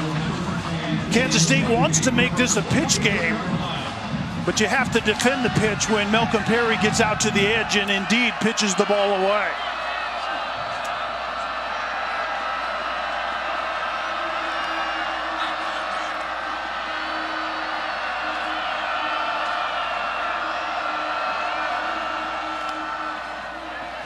More of the option. And a big gainer for the Academy. Near side run. Close to plus territory. Stopped at midfield. The Navy in business once again as C.J. Williams picks up a gain of 27. And it's the pitch out on the edge once again. This wasn't the triple option. It's called the load option. There is no dive component to that play. It's Malcolm Perry getting to the edge. Does he keep it or does he pitch it to C.J. Williams in this case? Scotty Hazelton told us yesterday, it's like the option's following me around. I was up at Wyoming. We would see it with Air Force. And now here in the bowl game at Kansas State, trying to make it a pitch game. They're doing that. Right now, trailed by a touchdown, however. Perry. Escaped one tackler. Stopped at the 49 by Hubert. Wyatt Hubert chasing that play down from the backside, and Hubert is disruptive whether you run at him from that edge position, or in this case, he has the speed to chase Perry down from the backside.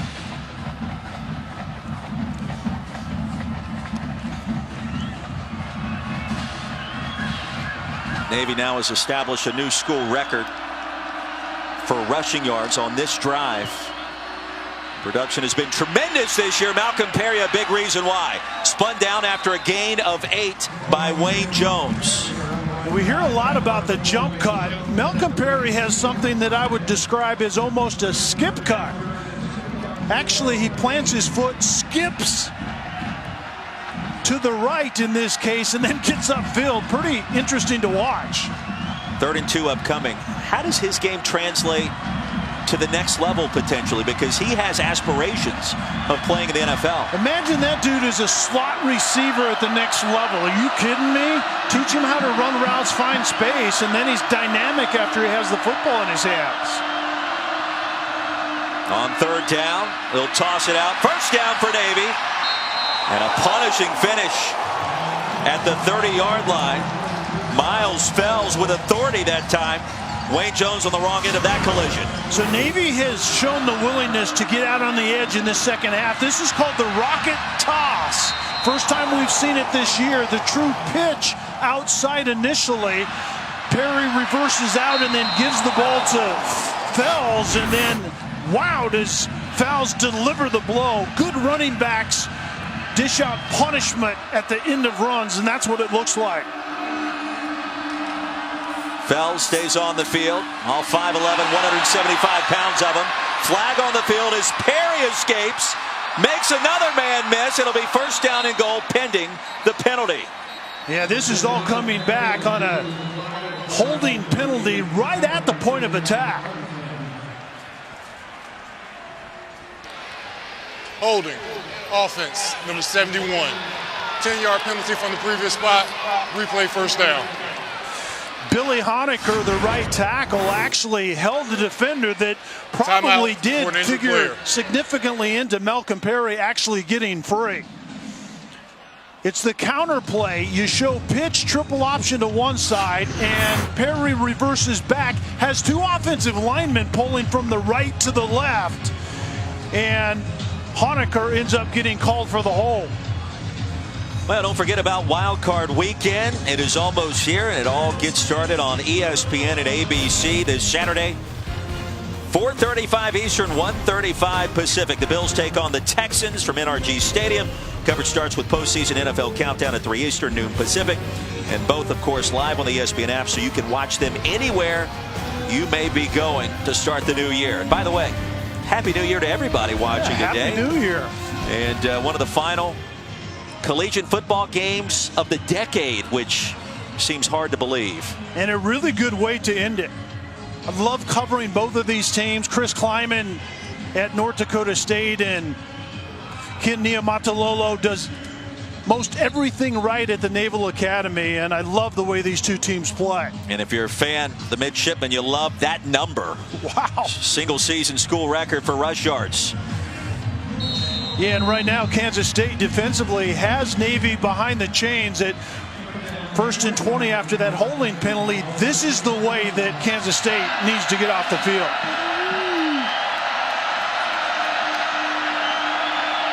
Perry settles in.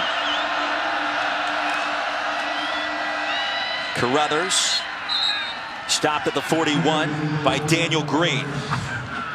And just kind of thinking ahead on this drive, this certainly has the feel of a 4-down territory with Ken Niumatalolo.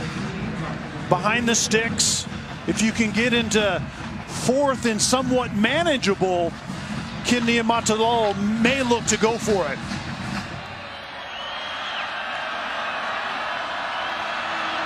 Second and 18, time winding down in the 3rd.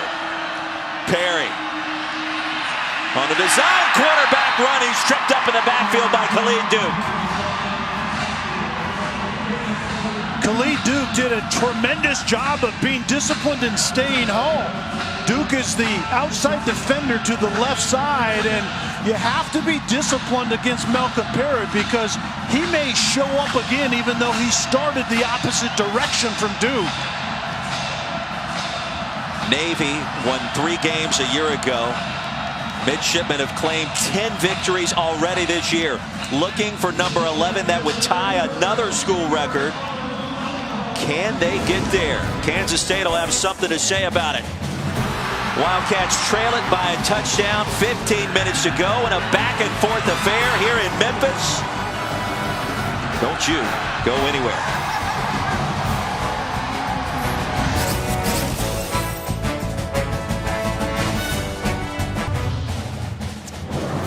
The sun beginning to set along the banks of the mighty Mississippi here in Memphis, Tennessee. The Autozone Liberty Bowl, 1-possession game, 3rd down and 22 to start our 4th quarter. Kelly Stoffer, Lawrence Sisler, Roy Philpott. 15 to go.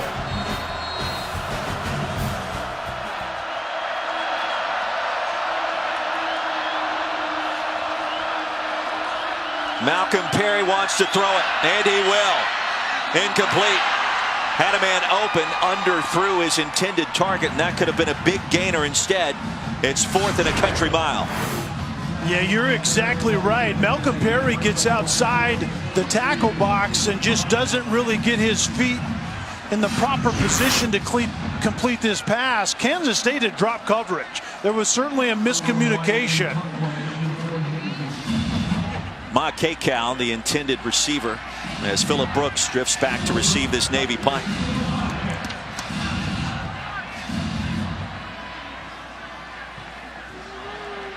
Very busy afternoon and now evening of college football. That'll filter over into tomorrow on New Year's Day. It'll be 1st and 10 from the 20 for Kansas State. Coming up tonight after the Valero Alamo Bowl, make sure you stick around for SportsCenter with Bucci and Eves. They'll look at how J.J. Watt's return could end the Buffalo Bills run. Plus, we compare the first 100 NBA games for Luka Doncic and Trae Young. And the Game Day crew picks Wisconsin, Oregon from Pasadena. Ring in 2020 with SportsCenter on ESPN and the ESPN app. 2020. That just sounds kind of strange at this point. I better get used to it. And I think more people will call it 2020 as opposed to 2020, but honestly, I'm not quite sure. That's why it sounded strange, I think. Perhaps. They'll fake the jet sweep to Youngblood as Thompson bowls his way ahead. For a gain of 2, he was stopped by Fago. I need to see more Skylar Thompson, both in the pass game and the dual threat quarterback zone read type of run game. Skylar Thompson can win this game for Kansas State. Wildcats with just 126 yards of total offense. This Big 12 versus the American clash, the Autozone Liberty Bowl. Play action for Thompson. He'll scamper ahead for a quality pickup, stopped at the 26 by Fago.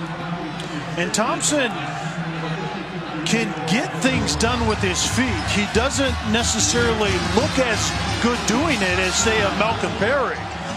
But at times he's productive with plays just like that. 3rd down and 4. I feel like it's a really, really important 3rd down for Kansas State. Offense hasn't done much, and the defense found a way on that last drive to get off the field.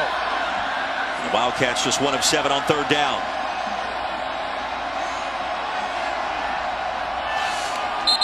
Low snap, penalty flags. They're going to back him up 5 more yards. Snap infraction. Offense, number 79. 5-yard penalty, 3rd down. I'm not exactly sure what the miscommunication is here. You can see the ball move slightly. And that's the 2nd time. The high hard one to the left that resulted in the loss of yardage on a previous drive, and then that hesitation on the snap right there. And you can feel the pressure mounting on this Kansas State offense. Navy trying to force another 3 and out. Here's Thompson. Now has to run for it, and he will not get there. Tripped up at the 25 by Jacob Springer.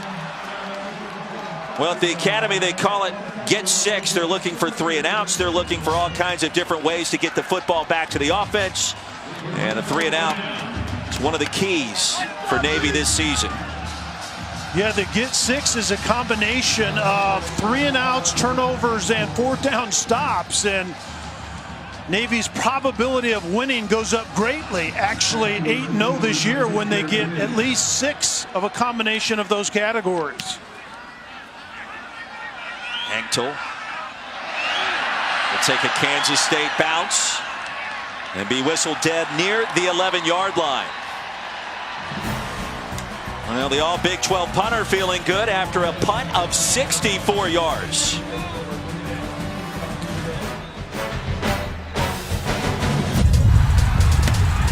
This season, for every field goal, an extra point made by participating universities. All-State will make a contribution to the university's general scholarship fund. Thank you, All-State.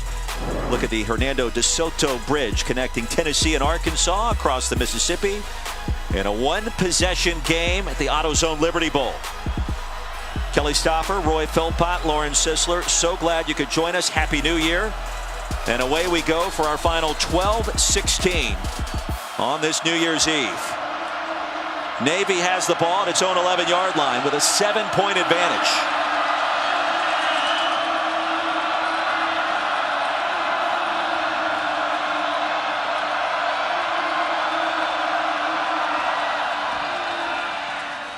Perry keeps it. Double team, brought down, spun backwards finally after a short gain. Elijah Sullivan, active in the first half, makes a tackle there. You can't defend the triple option better than Kansas State does right here. You take away the fullback, you feather the triple option to the outside, and then you crush the quarterback, Malcolm Perry, with multiple hats. And that's exactly what Kansas State did defensively right there. That was Sullivan, Walker, Jones, and a wave of white. You missed at least 3 hats that were there as well.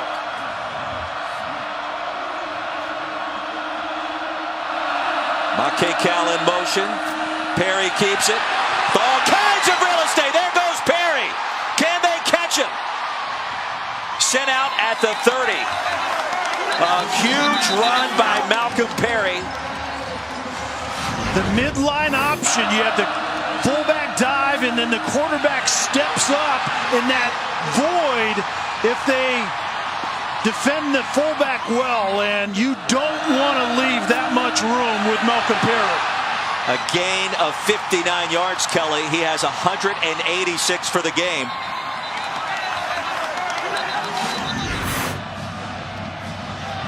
And movement at the line on first down. Offense, number 73. 5-yard penalty, first down. Really is the beauty of the option. Just one man in the wrong position. One man has his eyes in the wrong place.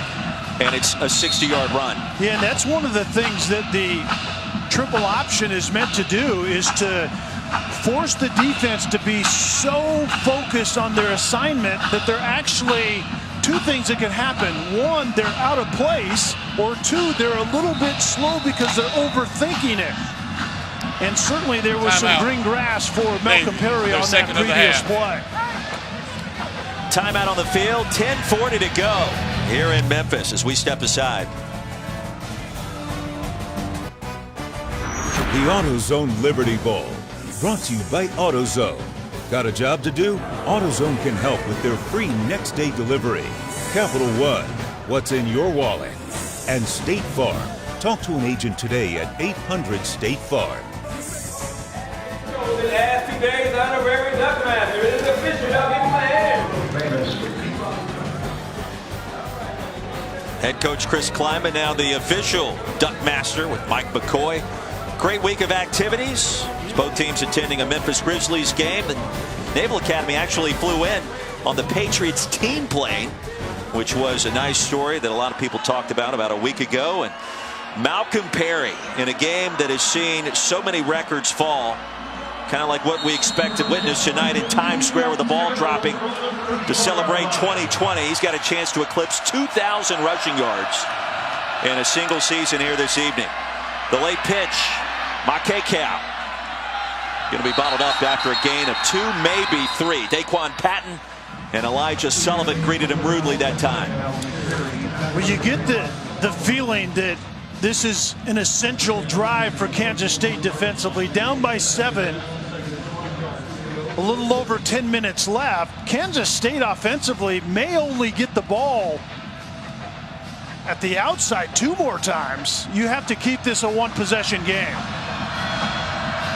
And you wonder, is Navy already in 4-down territory? Perry, after reversing his field, there he goes, Malcolm Perry. 3rd and short upcoming. Daquan Patton ushered him out of bounds. He makes it look so easy. When you're that fast and that quick, I think he feels it's easy. But that was the counter play again. You give the impression that you're running triple option to the left. The quarterback Perry reverses, 2 offensive linemen pulling from left to right, and leads the quarterback around the edge. It only takes 1 defender stumbling.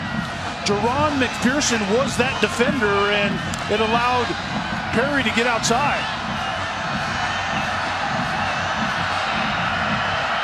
Perry 5 yards away from 200 here tonight. Stop short of the line to gain. It'll be 4th down. Trey Deshawn able to bring down Malcolm Perry dead in his tracks. And now this is interesting. Kenny Amatololo loves to go for it on 4th down because his offense is built to do that, 4th and short. But a field goal makes this a 2-possession game and may close the door on Kansas State. He has a reliable field goal kicker, Bishan Nichols. He may be trying to draw him off sides. I think you're exactly right. And now Malcolm Perry's giving the impression he's changing the play. He's not. Timeout. Navy, their 3rd and final of the Hard half. to believe a field goal attempt coming up after this timeout.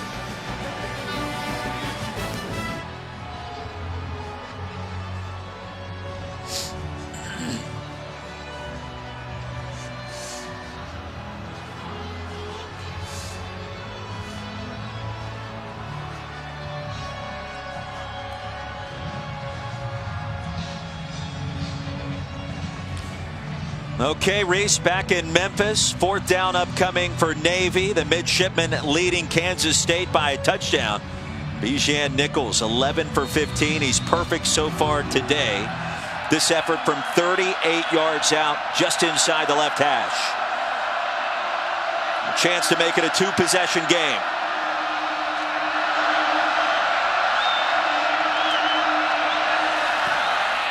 On the way with plenty of distance, and it is no good. Pushed it wide left. And Kansas State defense comes up with a big stop. And Nichols pushed this outside left from the get-go. It really was never within the left upright. And Kansas State had a block coming from Nichols' right side, and I don't know if that factored into the kicker's thinking at all, but that ball was out left from the beginning. A little bit of contact at the very end. No, there was little contact and a lot of acting as Nichols stepped on the defender. Kansas State takes over. Thompson flings it. Knowles has it. That's a gain of 8 yards on first down. I think it was the right decision by Ken Niumatalolo to try to get this to a two-possession game, but Nichols did not come through. Officially a gain of 9, second and short. That missed field goal changes the complexion of this game in every single facet, if you think about it. And a first down carry stopped at the 37 as we check in again with Lauren. Yeah, guys, after the last K-State drive, Skylar Thompson hung up the phone, walked over to his offense and said, guys, we've got to go. Guys, we've got to get up and talk to each other. We've got to communicate better. Guys, we've got this. Let's go. Thompson has become such a better leader this year. The confidence that Chris Kleiman instilled in that young man from the get-go shows up in moments like that. After Brown picked up 7, first and 10 for Kansas State with new life.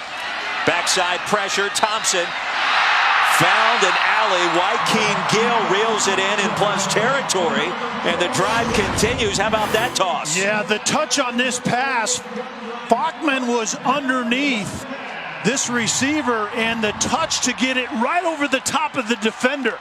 That was a really, really good touch pass, and one of the most difficult passes to make as a quarterback. It's a gain of 15 yards. Thompson has completed 8 of his last 9 passes after starting 0 for 3.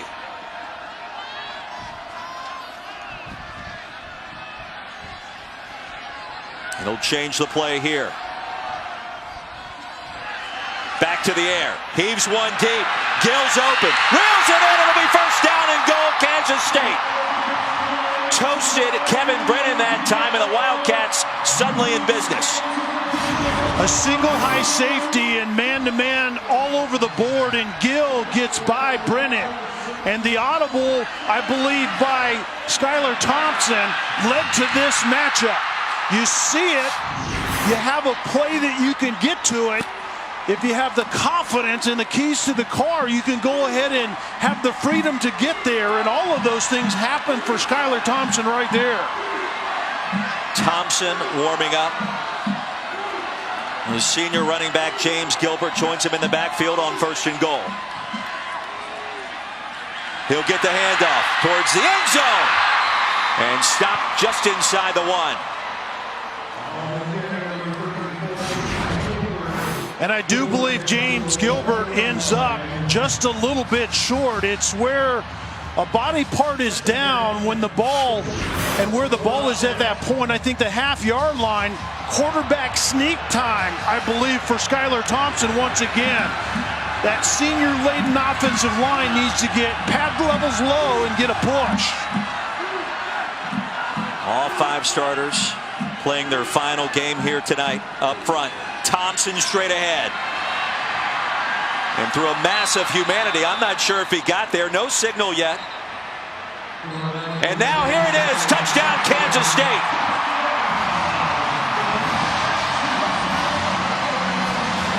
Jackson Pittman, the nose guard at 300 pounds, made this very difficult. There didn't seem like there was a whole lot of movement up front. The replay booth without a question, has taken a further look at this. But the push by Gilbert at the end, which is legal at this point in time, and I'm not exactly sure it will be difficult once again to reverse something you can't see. Blake Lynch on for the all-important point after. We're tied at 17 with 5:14 to go. Skylar Thompson, the junior from Independence, Missouri.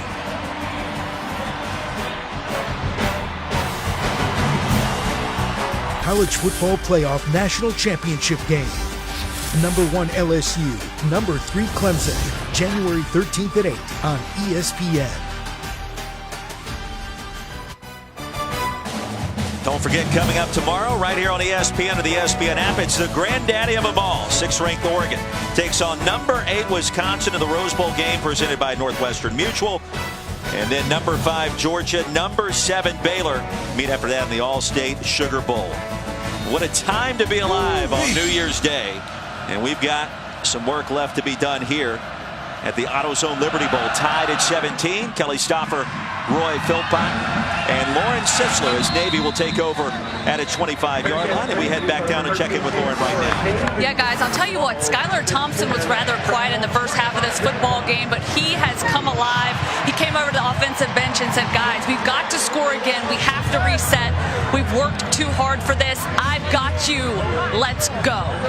Yeah, Lauren, remember how this season unfolded.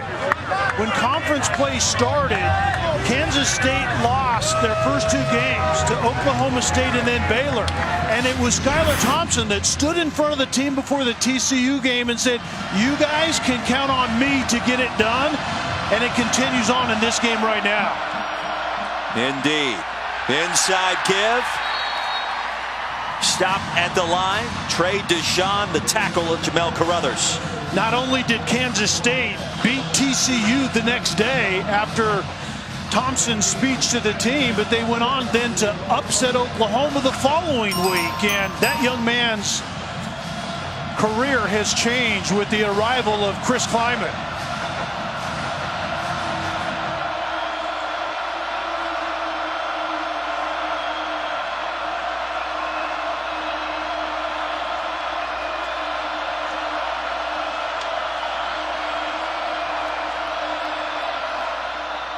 On 2nd down, late pitch far side. It'll be 3rd and manageable. C.J. Williams, his 2nd carry of the night.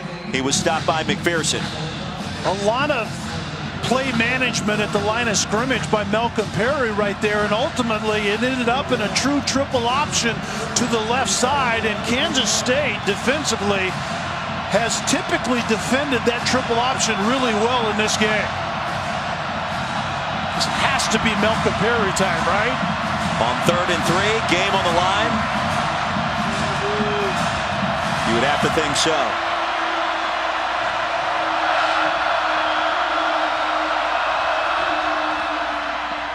Straight ahead, Carruthers needed to get to the 35, and he just made it. Daquan Patton stopped him, but that'll move the sticks. And that fullback position is somewhat of a temperature taker.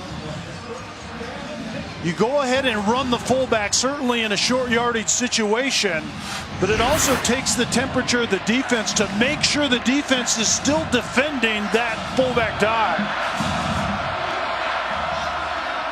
Perry rips it out, keeps it, spins his way ahead for a gain of 9, maybe 10. Patton stopped him again. Fans, don't forget to tune into the ESPN app for the post-game trophy ceremony presented by Capital One as soon as our game concludes here tonight.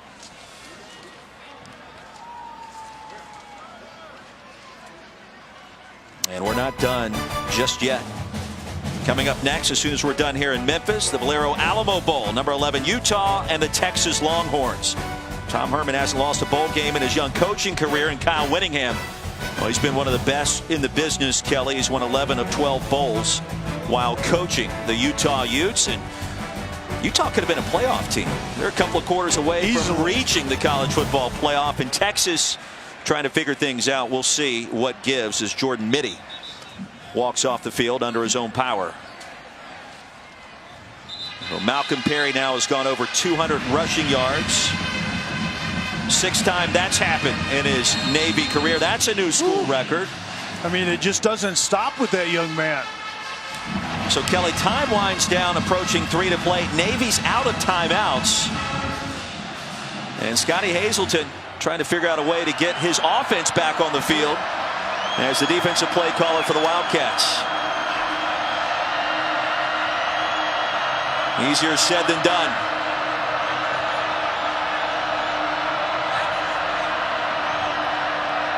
Three-man front for K-State.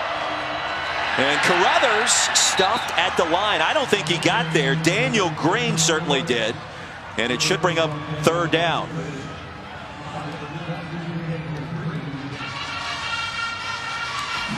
Well, if ever you designed an offense to be efficient in 3rd and really short, it's Navy's offense in this option concept with an electric quarterback in Perry. No receivers in this formation. 11 in the box for Kansas State. They need a stop here. Can they get it? They cannot. Malcolm Perry scoots ahead for a gain of 2, maybe 3. It's so difficult for a defense when Malcolm Perry starts to work along the line of scrimmage. At any point there, knowing the line to gain, he can just plant his left foot and get upfield, and that's what he does to extend this drive for Navy.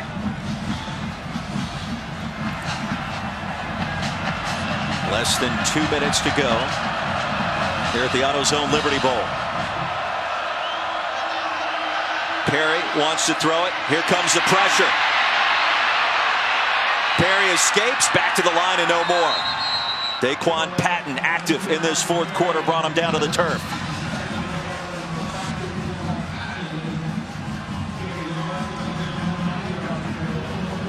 And the senior from Cedar Park, Texas, having himself quite a final game.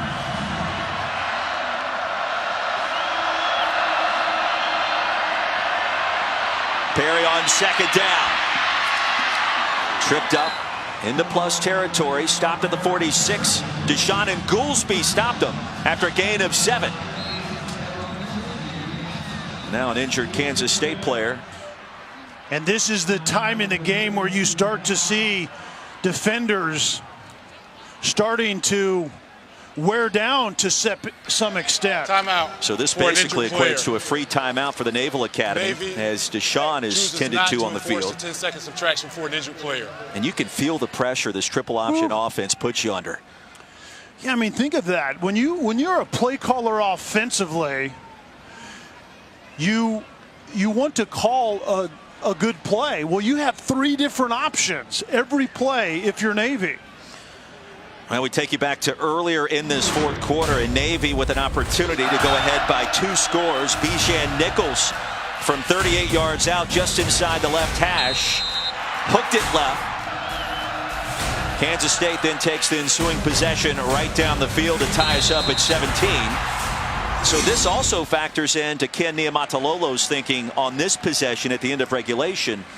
For Nichols, you're going to have to get well inside perhaps the 25-yard line to give him a realistic chance to win the game. Yeah, that's a good point. And on that miss by Nichols, Kansas State had a block set up coming from Nichols's right side. And I know that kickers are aware of those things, where the block attempt is going to come from. And he just left it left from the beginning.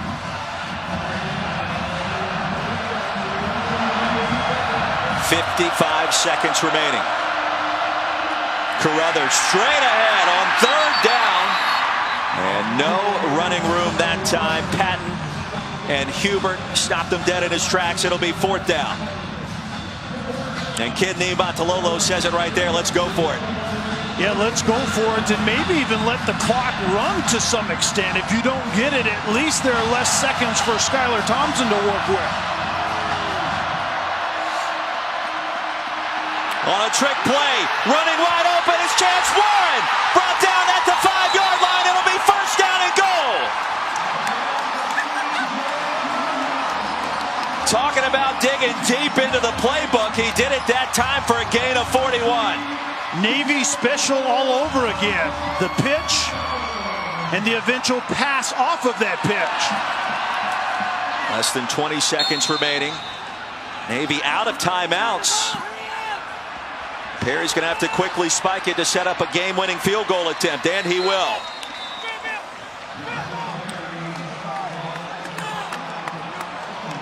That was almost disastrous because it looked to me like there was some indecision by Malcolm Perry of whether they had a timeout or not, and then Ken Niumatalolo was literally running down the sideline to let them know that you have to get up and kill it now. Start the play clock. Well, what a play call and a clutch moment here at the AutoZone Liberty Bowl. It'll set up Bijan Nichols. 1 for 2 tonight.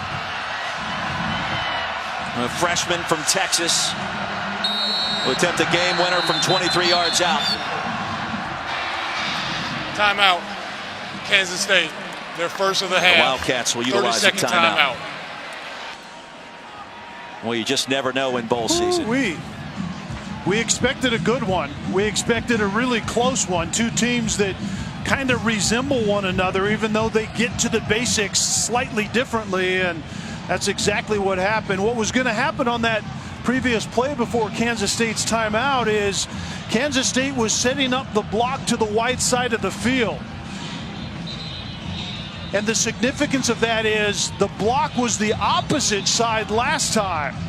And Nichols felt that and pushed the ball away from the attempted block. And you wonder here, because you have to kick from the right hash to the left, right into where Kansas State's going to be bringing that pressure from. 5 seconds remaining. Here's Nichols.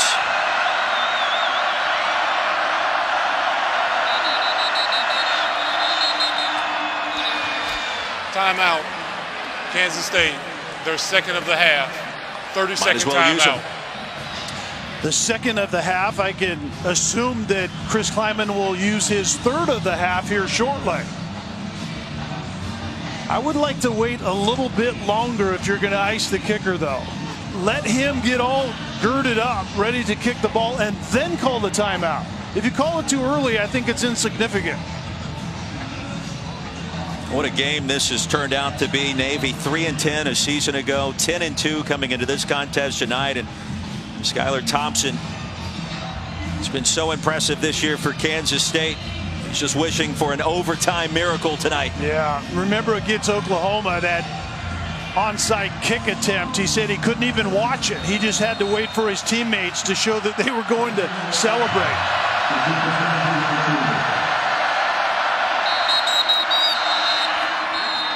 And as you correctly predicted, Chris Kleiman again.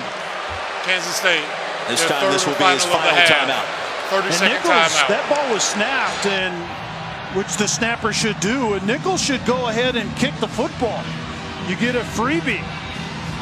Get some of the nerves out to some extent. You get a practice run at it. Ken Niumatalolo told us earlier this week he knew back in January this team had an opportunity to be special. Do you think he realistically thought way back then that this team could tie a single season record for victories with 11, having lost 10 games a year ago? Got a chance to do it right here.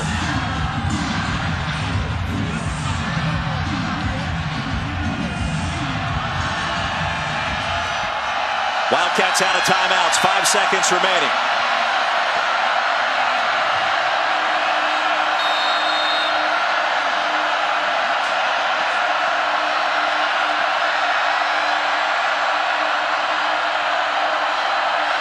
Bijan Nichols, kick on the way. Navy grabs the lead as time expires at the Liberty Bowl. There might be a couple of seconds to get put back on this clock. It looks like the officials are trying to keep both teams on the sideline.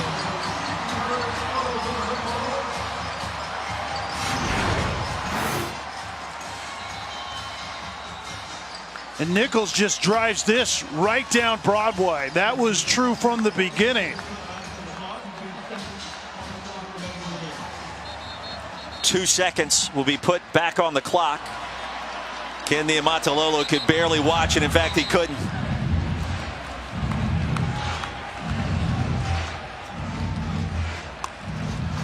Bijan Nichols, after missing from 38 yards out earlier in the quarter, a lot better after that make.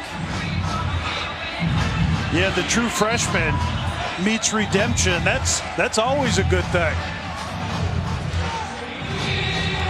Well, at least we're going to see a kickoff and some level of shenanigans, I would assume, by the receiving team of Kansas State. Well, think back to earlier in this game. Knowles reeled off a 52-yard kickoff return.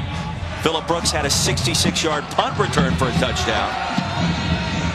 Joshua Youngblood just happens to be the Big 12 Special Teams Player of the Year as well for Kansas State. It would be a pretty decent way to go into 2020.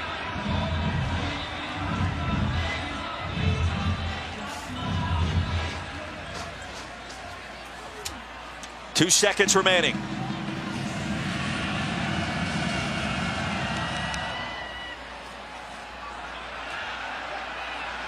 And this one will roll out of bounds. So the clock will stay with the 2 ticks of the clock left on it.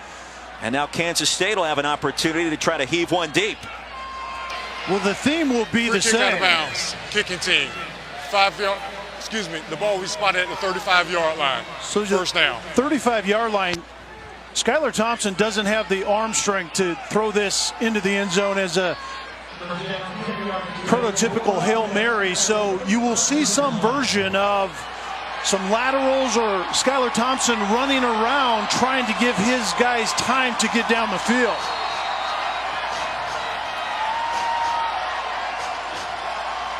Navy's deepest defender back at the 20-yard line.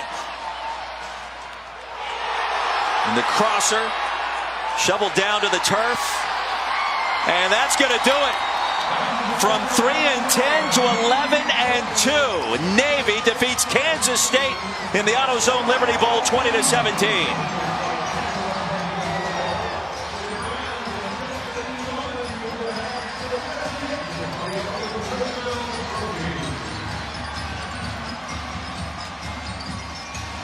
What a performance by Malcolm Perry. 213 yards on the ground, 57 more through the air as we take a look at today's Capital One Player of the Game. And you know it's going to go to number 10, Kelly. Yeah, fittingly so. And we talked about Malcolm Perry at the top and in the middle, and then at the end it was going to be Malcolm Perry time, and that's exactly what we've seen. And when that young man committed to the quarterback position, it's been lights out literally ever since. Ken Niumatalolo told us this week this has been his most satisfying season as a head coach. 10 victories, now 11 after this evening. How sweet it is. A grandfather, now completing his 12th season in Annapolis. What a brand he has built, and redemption in 2019 after what occurred a year ago. Yeah, a man that was willing to kind of revisit some basics. He's an emotional man, but an incredibly loyal man as well, and had to make some tough decisions. Lauren Sisler has Ken Niumatalolo right now. Coach, an emotional win for you guys. 3-10 a season ago, and now you come out here, 11 wins this season, and the winners now of the AutoZone Liberty Bowl. What does this win mean to you guys? Just everything for our seniors. Really happy for them. Great kids. They're going to go out and serve our country now, but couldn't be more happy for them. Just happy for our seniors. One of those seniors, Malcolm Perry, describe his performance tonight. Oh, he's such a tough kid. Don't be confused by his size. He's as tough as they get. You said in January this was going to be a very special football team. Now, after it's all said and done, how special is this football team? It's hard to explain. I'm just really happy for them, all the hard work, everything that they've done. You know, I'm just happy for our seniors. Thank you so much, Coach. Thank you. One of the great traditions in college football, the singing of the Navy alma mater, and the invitation of the opposing team as well in Kansas State.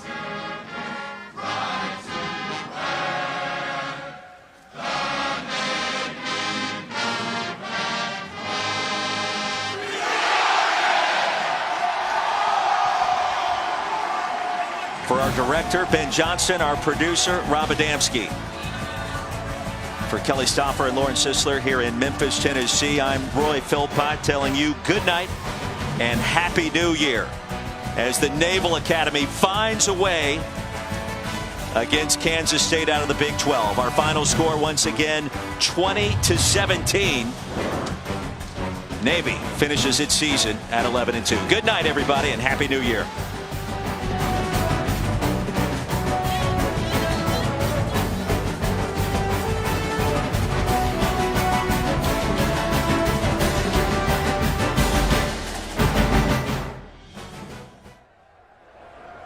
Like me.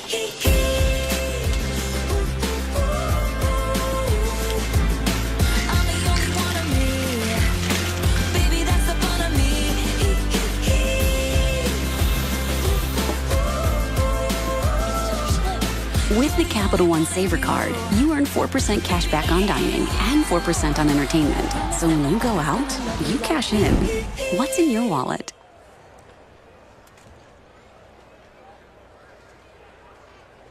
Here in Memphis as we take a look at today's Capital One rewarding performance.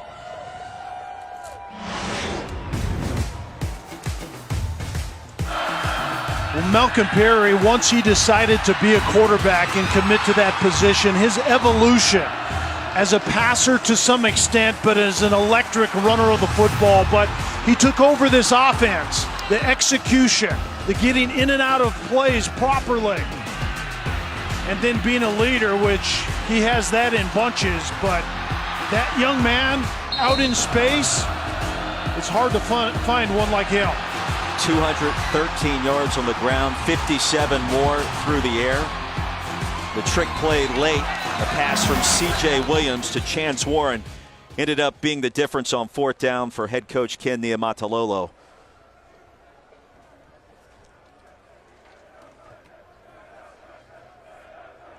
Let the celebration begin here in Memphis as we throw it down to Lauren Sisler. And guys, we've got a very excited Navy right now, winning this AutoZone Liberty Bowl 20-17 tonight. An outstanding performance for this football team who was at home last year at this time after a 3-10 season. Down there is head coach Ken Niumatalolo, along with his players, and here is from ESPN, Lauren Sisler. Guys, first of all, congratulations to each and every single one of you guys for a great performance tonight. A season ago, you guys were at home, a 3-10 season. Now, woo, here we go, baby. 11-win season for you guys, the winners of the AutoZone Liberty Bowl. Going home winners today. The emotion is real. And tonight, presenting the trophy, the executive director, Steve Earhart of the AutoZone Liberty Bowl, as well as Bill Giles, the president of the AutoZone Liberty Bowl. Steve, a few words? Thank you very much. First of all, thank you to Kansas State, to your fans, your team, and thank you for coming to Memphis and a great season and a great game today. Thank you. And to the Navy Nation, congratulations to you. This is the iconic Liberty Bell trophy. Bill Giles, if you'd present it to the team, to the coach, to the Secretary of the Navy, the Superintendent, Chet Gladchuk, ring that bell.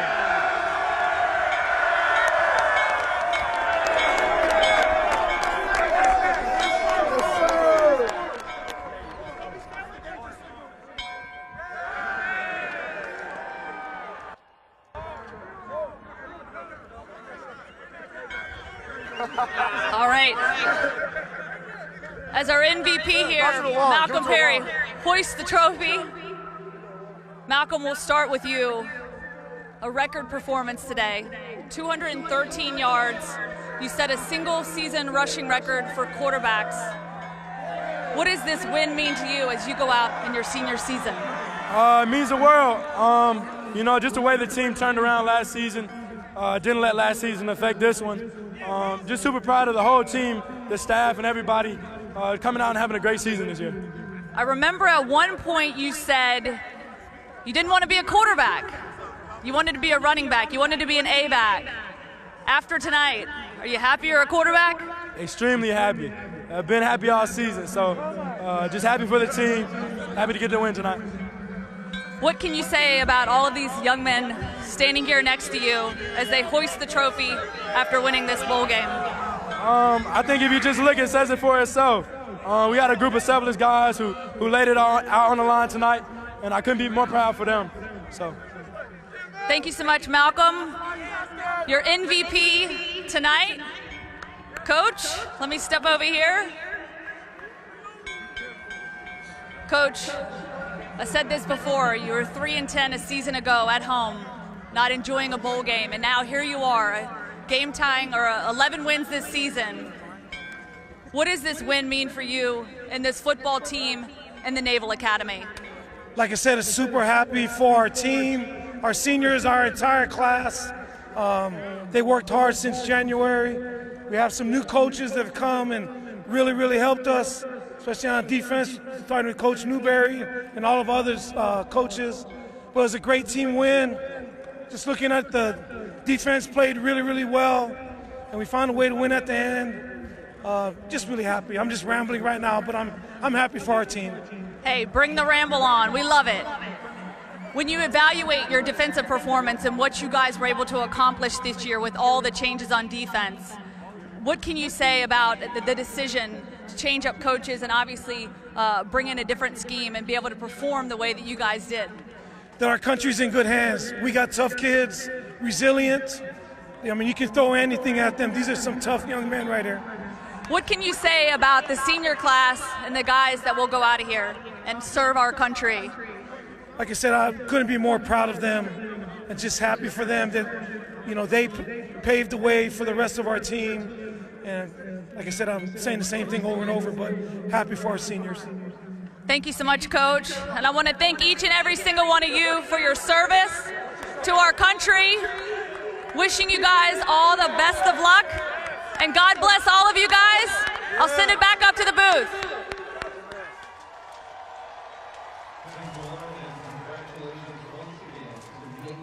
Lauren, thank you very much. Kelly Stauffer, Roy Philpott upstairs.